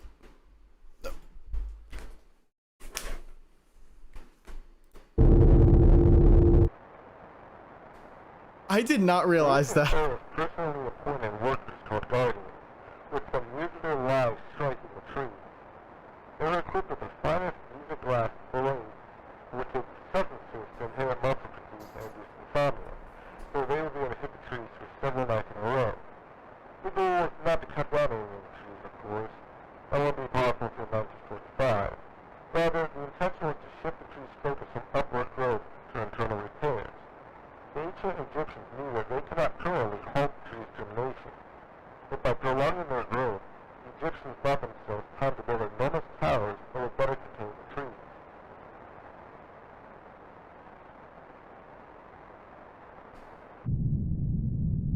Video number 5 and 6, TFMD is attacked.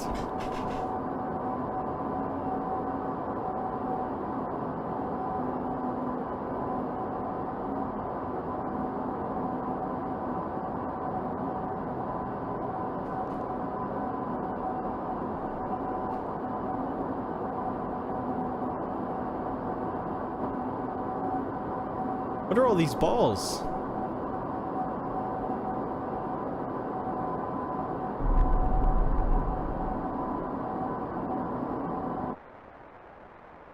Within the first week of excavation, we found the pyramids extended much deeper into the sand than we had previously thought. The more we dug, the more bricks we had found had already been laid. At the time, we had convinced ourselves that the pyramids had to be finished structures. It would only be a matter of time before we would reach the bottom. By the third week, we realized that we had been wrong the whole time. The pyramids extended down infinitely. You can imagine our reluctance to tell the public that the pyramids were not pyramids at all. They were towers, infinite towers, all three of them, towers which contain enormous species of metaphysical flora. Who knew that the pyramids were merely the tips of buildings?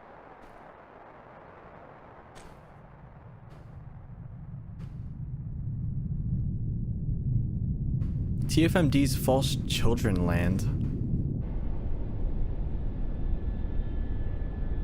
What is going on?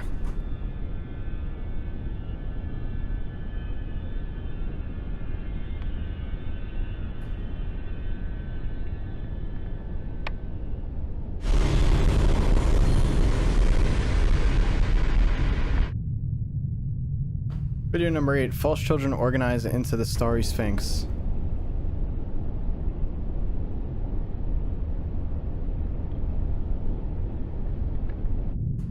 The Starry Sphinx distracts observers as mothership flees.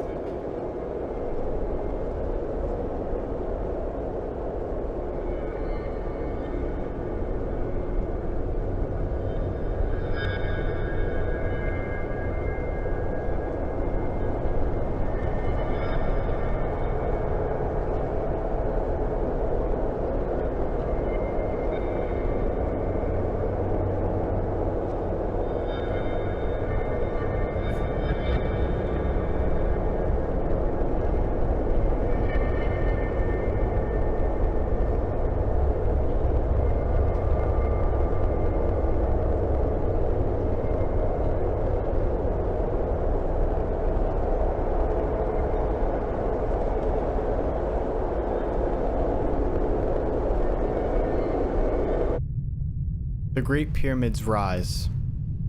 Video 9.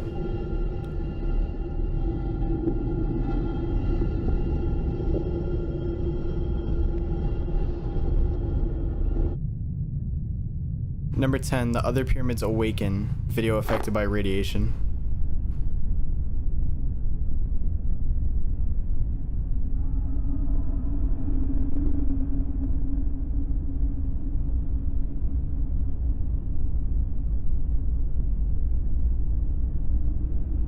Wow, they were not lying when they said that they were just the tips of buildings. Those are some big, big buildings.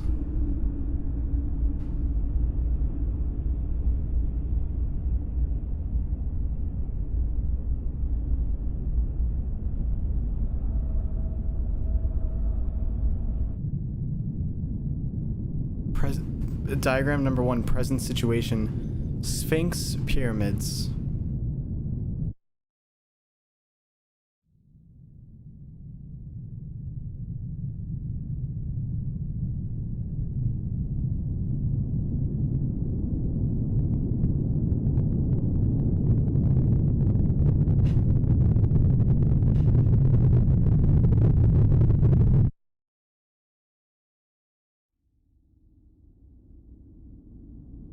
Produced by the Anti-Device Association.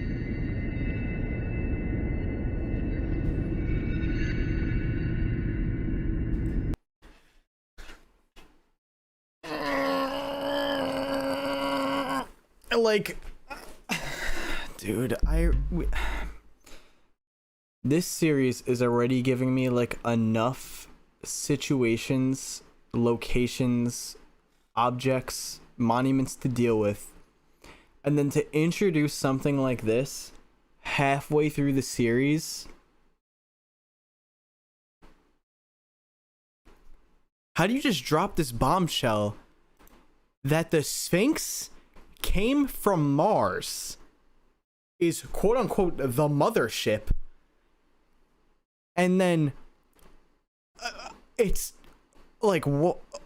It has children that connect onto the Sphinx, and then also the pyramids rose out of the ground, and then there's this many pyramids surrounding the Sphinx.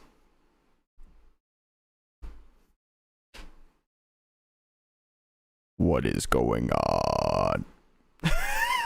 I just don't understand at this point. Like, this is so much. It's so much to consume. Like, it's still very organized, but there's just so many different situations going on now, and it's not even just America, it's like worldwide at this point.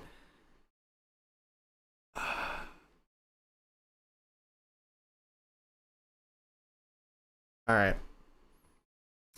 The next one is called the Giza Guardian. Giza Guardian. Wait, hold on. Is there anything in the description for that? Alright, Starry Sphinx's description is, statement from Maze, there are no extraterrestrials. Please visit our Twitter account for more fun facts.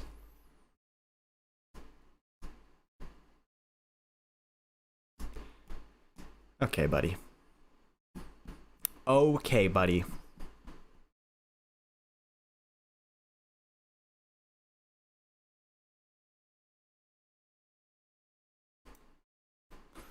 Alright. This is most likely going to be the last video of the day. Again, guys, I'm so sorry. I don't want to have to split up the series. Oh my god. Let me see how I feel at the end of this video. I'm debating it. Let me see how I feel at the end of this one. Giza Guardian. Weather permitting, we will carry a feed of the Starry Sphinx in Giza on July 4th. Stay tuned. Maze News Network.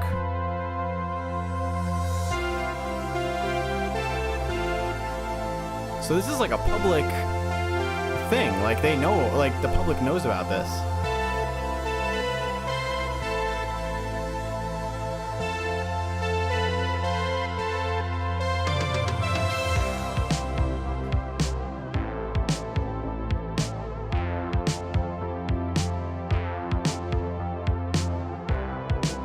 Music kind of banging though.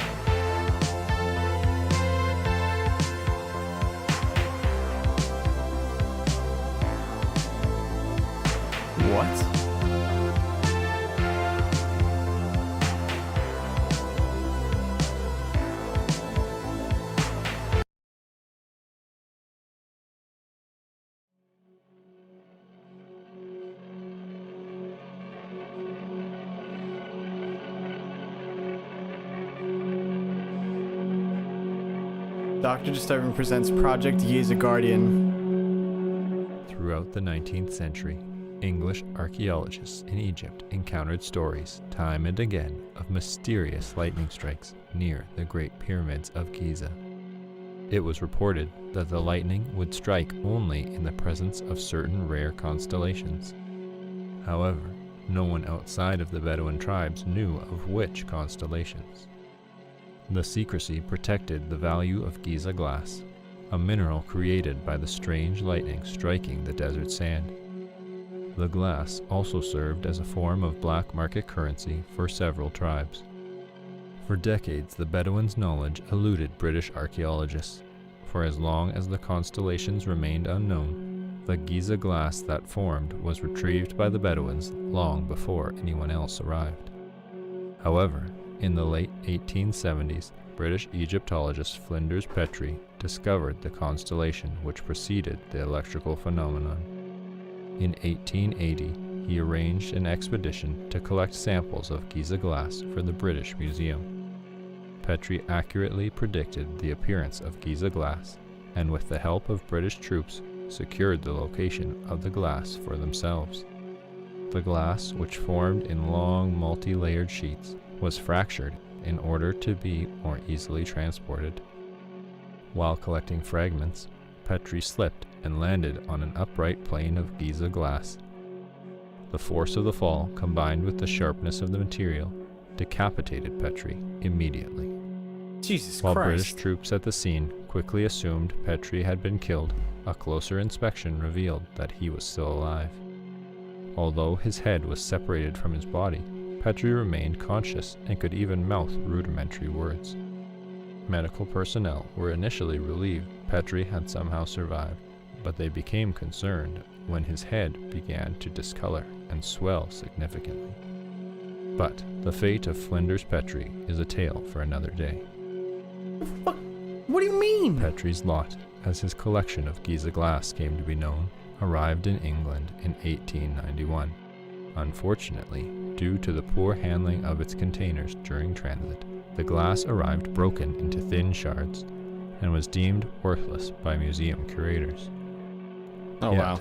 as a token of international diplomacy, the British Museum divided Petrie's lot among visiting American ambassadors. Vaguely aware of Giza glass's odd properties, President John D. Rockefeller ordered the immediate confiscation of the material from the American ambassadors. Although many in his administration were eager to see the glass be used in warfare, President Rockefeller refused to authorize military use and instead discussed other possible applications with the head of the Department of the Interior. After numerous conferences, it was settled that segments of Giza glass would be polished into fine blades and given to a select group of Greco-Egyptian swordsmen. These unusually tall swordsmen were assigned to the Grand Canyon and guarded restricted areas from trespassers. Protected under federal law, the Grand Canyon Guardians continued to serve for decades until the last member was discontinued. All trespassers who were maimed by the Guardians were promised a lifetime's worth of a special concoction which controlled unwanted side effects.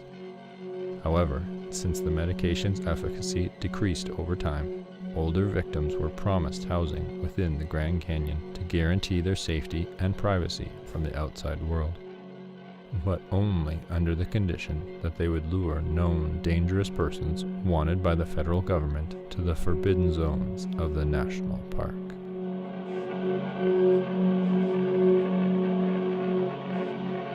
The U.S. government claims that Project Giza Guardian was shut down in 1969. However, sightings of swordsmen in the Grand Canyon continue to this day.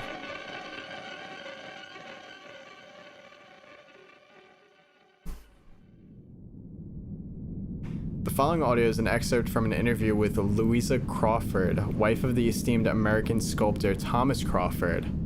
Thomas Crawford is best known for designing the Statue of Freedom. This is from the last video of the season finale. È andato a Roma quando era 21 anni e ci è rimasto per il resto della sua vita. Era divertito dal fatto che la proprietà degli schiavi americani lo volesse per creare una statua chiamata Libertà. All'inizio Thomas non voleva aiutarli, ma poi realizzò che la statua poteva diventare un simbolo per altre persone. Dietro alla statua un berretto della libertà, qualcosa che gli schiavi romani liberati indossavano. Penso che se una statua alta 6 metri di una donna liberata si ergesse sulla cupola del Campidoglio, alcuni uomini sarebbero stati meno ignoranti. Puoi immaginare quanto deluso fosse quando il signor Davis a Washington gli disse di togliere il cappello dalla libertà. Ma Thomas vedette il suo progetto andare a buon fine. Andò persino in Egitto per trovare il materiale per la sua spada. È un vetro molto particolare, vetro di Giza. Una volta, mentre stava affinando il vetro nella sua officina, si tagliò accidentalmente la punta di un dito. Nonostante fossi preoccupata quando me lo disse, lui non riusciva a smettere di ridere. Mi disse che il vetro era così tagliente che la punta del suo dito si affettò senza dolore né sangue. Però poteva comunque sentirla. Quando Thomas si concentrava, poteva addirittura farla contrarre sul tavolo. Lo trovava divertente. Io no. Ricordo che una sera tornò a casa senza una mano. Diceva che poteva comunque muoverla all'officina. Era così giovane quando se ne andò. Aveva solo 43 anni. Mi sarebbe piaciuto passare più tempo assieme. Ci amavamo davvero tanto. Puoi immaginare la mia sorpresa quando guardai nel modello di gesti della bocca. Grazie a Dio che l'ispettore Zaffino era nel torto. Mi fece pensare che c'era un serial killer in città, ma nessuno l'aveva ucciso. Thomas aveva tagliato il suo stesso corpo e si era inserito nella libertà. L'ho visto, ogni parte di lui.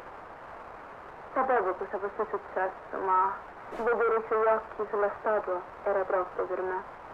Lei sembrava viva. Zaffino disse agli americani che Thomas fosse morto. Credo che lui abbia trovato la verità da allora. La polizia di Gibilterra pensava che sarei stata devastata dal sentire che avessero trovato la pelle di Nina nella grotta. Ma ero sollevata. Sei ancora viva. Thomas deve averla messa nella statua con lui. Dentro la libertà. Thomas e Nina stanno proteggendo l'America. Insieme. What kind of, excuse my language, what kind of fucked up, dark, twisted family shit is that? So for anybody that may have missed a part of that, so we know that like America hired another sculptor, I guess, or is that the right word, sculptor, to create the statue for freedom. That was in the end of season 1. But we know that some stuff went down and he kind of went missing, and the statue was alive, and his daughter like followed the statue, and eventually his daughter was killed by the statue, but her body was like not found, only her skin was. And then there was a whole incident where the ADA knocked the statue down, and then the statue was like alive and moving. We now know why. He cut himself up with the Giza glass, because even if you're, this is the weird part of it, even if you're cut up with the glass, you're still able to control your body. So he put himself inside the statue, and according to this, pulled his daughter into the statue with him. So now they're both still alive and in the statue. And that's why when the statue gets knocked down, we see it moving, because the statue is literally alive. I don't know why you would do that. What his thought process was there.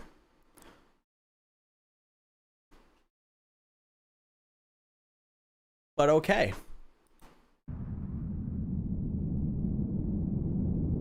Following the broadcast of the controversial Delaware Double report, the Delaware River Journal was shut down by federal authorities. Alright, so we're learning more about the Delaware Double incident.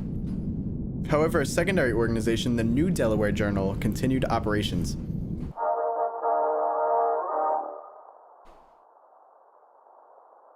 Freedom has a new home. Following the ADA storming of the Capitol on January 6th, numerous organizations expressed interest in purchasing the Statue of Freedom. The statue, which fell during the riot and caused over 150 casualties, was seen by reactionary politicians as a result of poor craftsmanship, and blamed her original installer, Philip Reed, for her collapse. freed an experienced architect and enslaved man at the time of freedom's assembly, this has become the latest in a series of historical figures demonized by the ADA. Due to growing reluctance to reinstall the Statue of Freedom, the Department of the Interior has instead transferred Freedom to an undisclosed location in the Grand Canyon and rejected all other offers to purchase her. When asked why the statue had been sent to the Grand Canyon, President Dean replied, "The rocks won't shoot her down."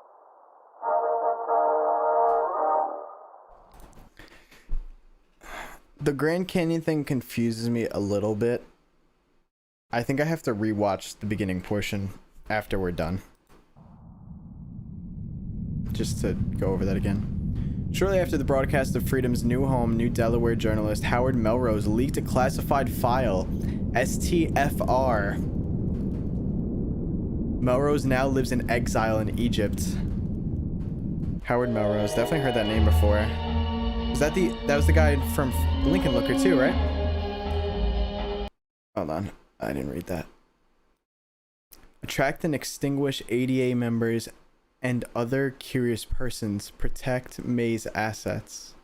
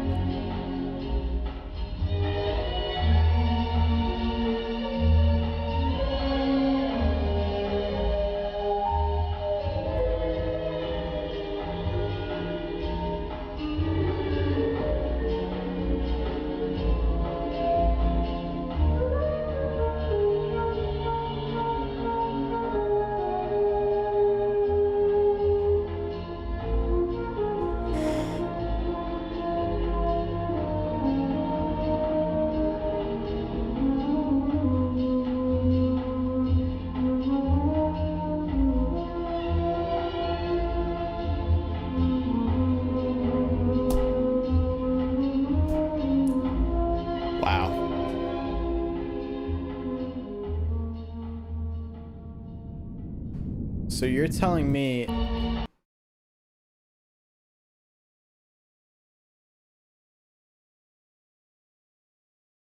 the statue was like an assassin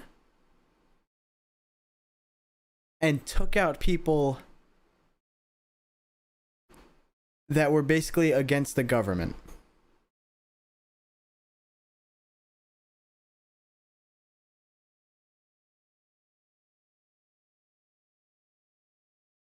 They did say that the goal of the Grand Canyon was to attract like people like this, and they attracted them so that it could take them out. I know, I noticed it's cutting their heads off, or at least cutting part of their heads off. Their heads aren't like fully decapitated here, but we'll go over that in a second too.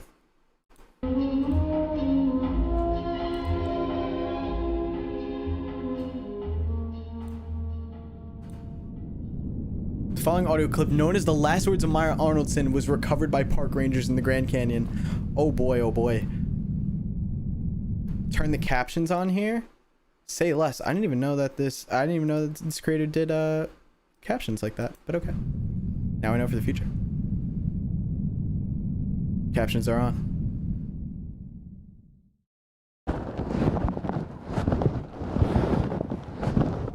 The damn remove lens cap.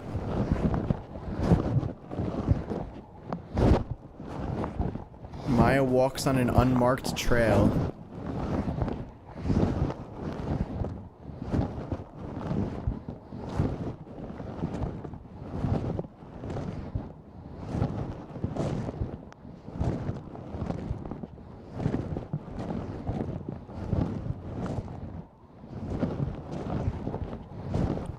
Maya notices something ahead of her. No, not now. I'm leaving now. I won't bother you.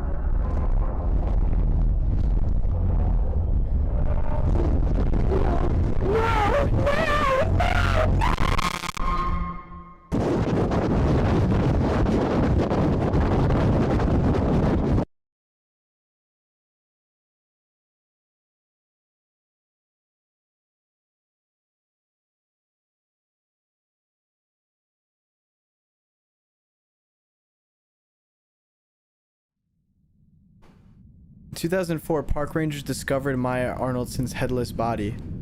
As of 2021, her head remains missing. I just want to say captions were on during that whole time.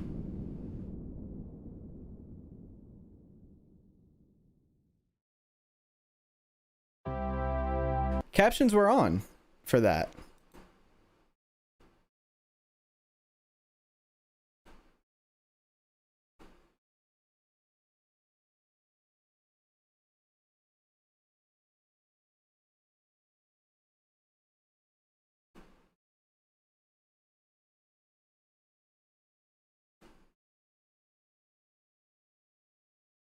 Or were they... Oh, wait, hold on. Were they invisible or something? Wait, let me play that again.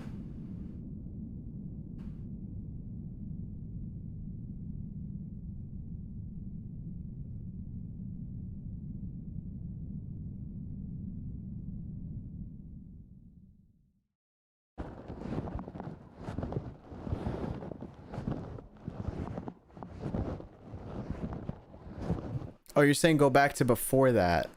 Like here?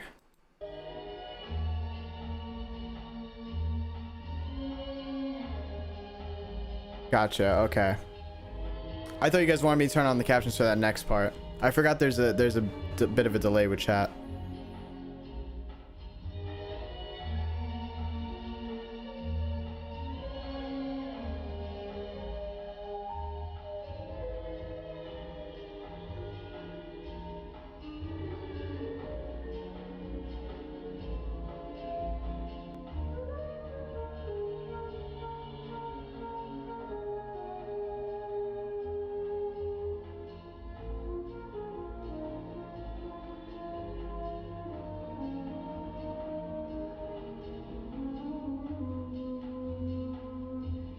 This could be you.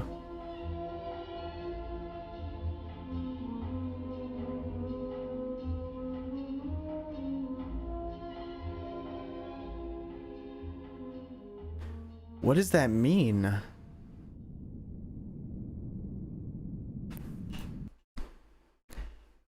Is that the end of the video after that? It is. Okay. So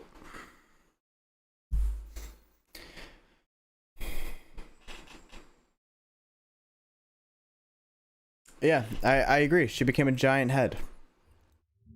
I'll actually pull this up now because I wanted to reference this. So for Canyon Crown,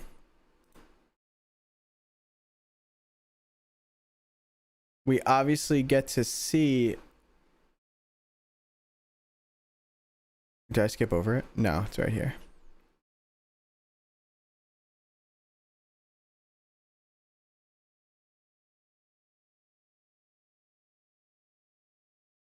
Oh my god, play it. Yeah, we get to see this thing peeking around the corner.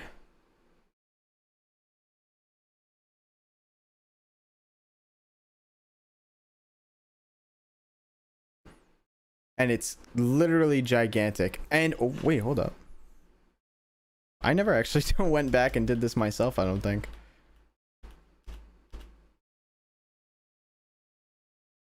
It does kind of look like a face. This, I could kind of see this being an eye, maybe this being another eye, and this a nose maybe. It's kind of hard to tell, but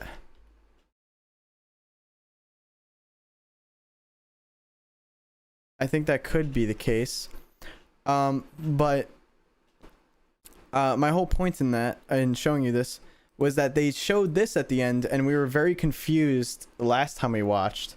So they said, so, all right, the person that made the video was related to Maya, and they said, I think that was Maya, so that confirms it.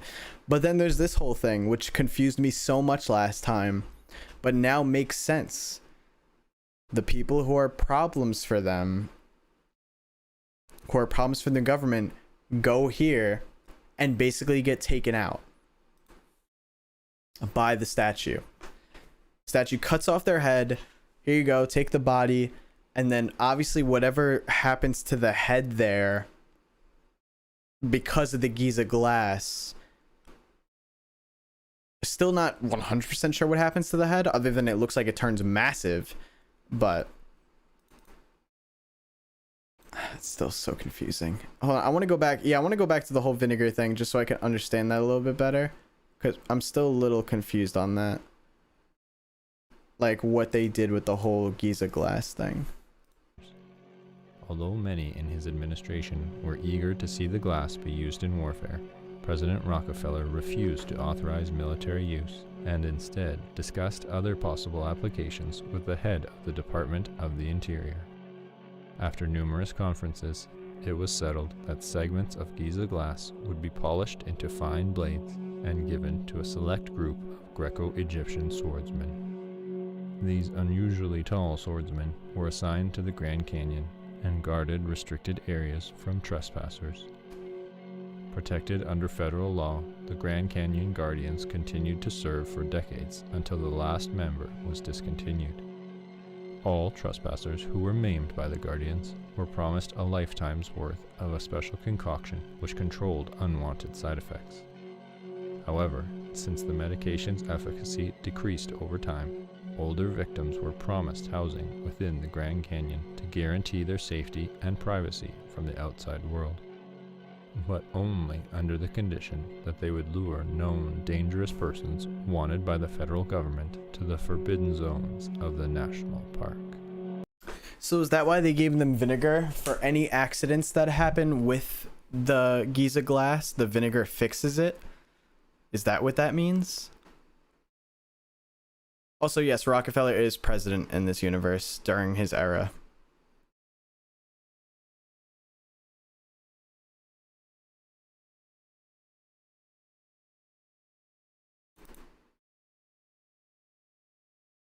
Can someone just confirm the vinegar thing to me? I don't understand. I don't fully get the vinegar part. Statement from Maze was Happy Independence Day, because this video was uploaded on July 4th. Reattaches their heads.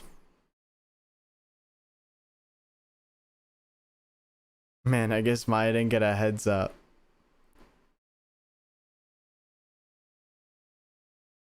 Mio, I appreciate that you sat through the whole stream too. I really appreciate you being here. It stops them from decaying. Alright, I'm seeing a lot of different answers in chat. Oh, it shrinks their heads back.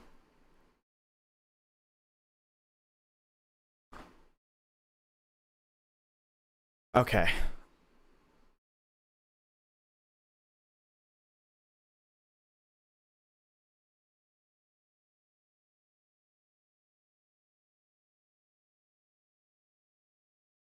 Okay. All right. Oh my god, dude. All right. So that's the halfway for the season. Oh, sorry, wrong screen there. That's the halfway cutoff for season 2. I think we're going to end it there just because we're already at 2 hours and 17 minutes.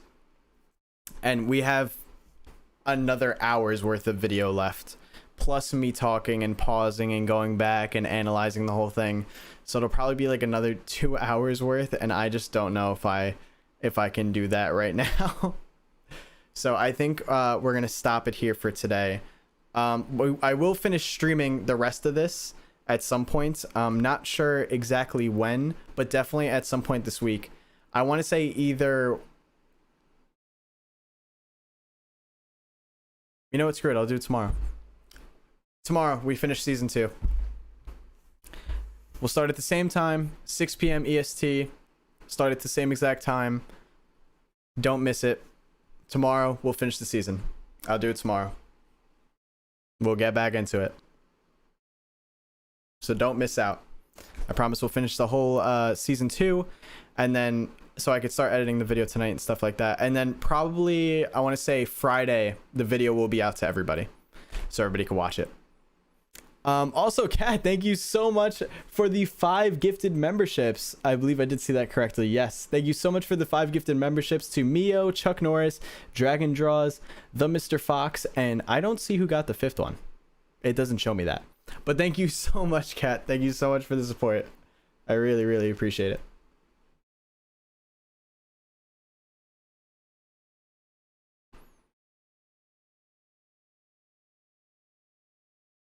And Jackson, thank you for the $2 super chat. I'm making a video game while watching this. If it's a horror game, make sure to suggest it in the Discord.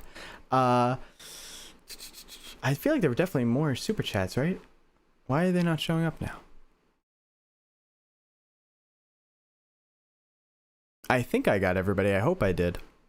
If I didn't, let me know. DM me. I'll shout you out next stream. But I believe I got everybody. I hope I did. Thank you guys so much for all the support. You guys are absolutely incredible. Love, love, love you guys to death. Thank you so much for the insane viewership today. Absolutely nuts. Broke stream records. We'll be streaming the rest tomorrow, same time. So don't forget to be there. Don't miss it. But all right, guys. Thank you so much. And I'll see you tomorrow. Peace.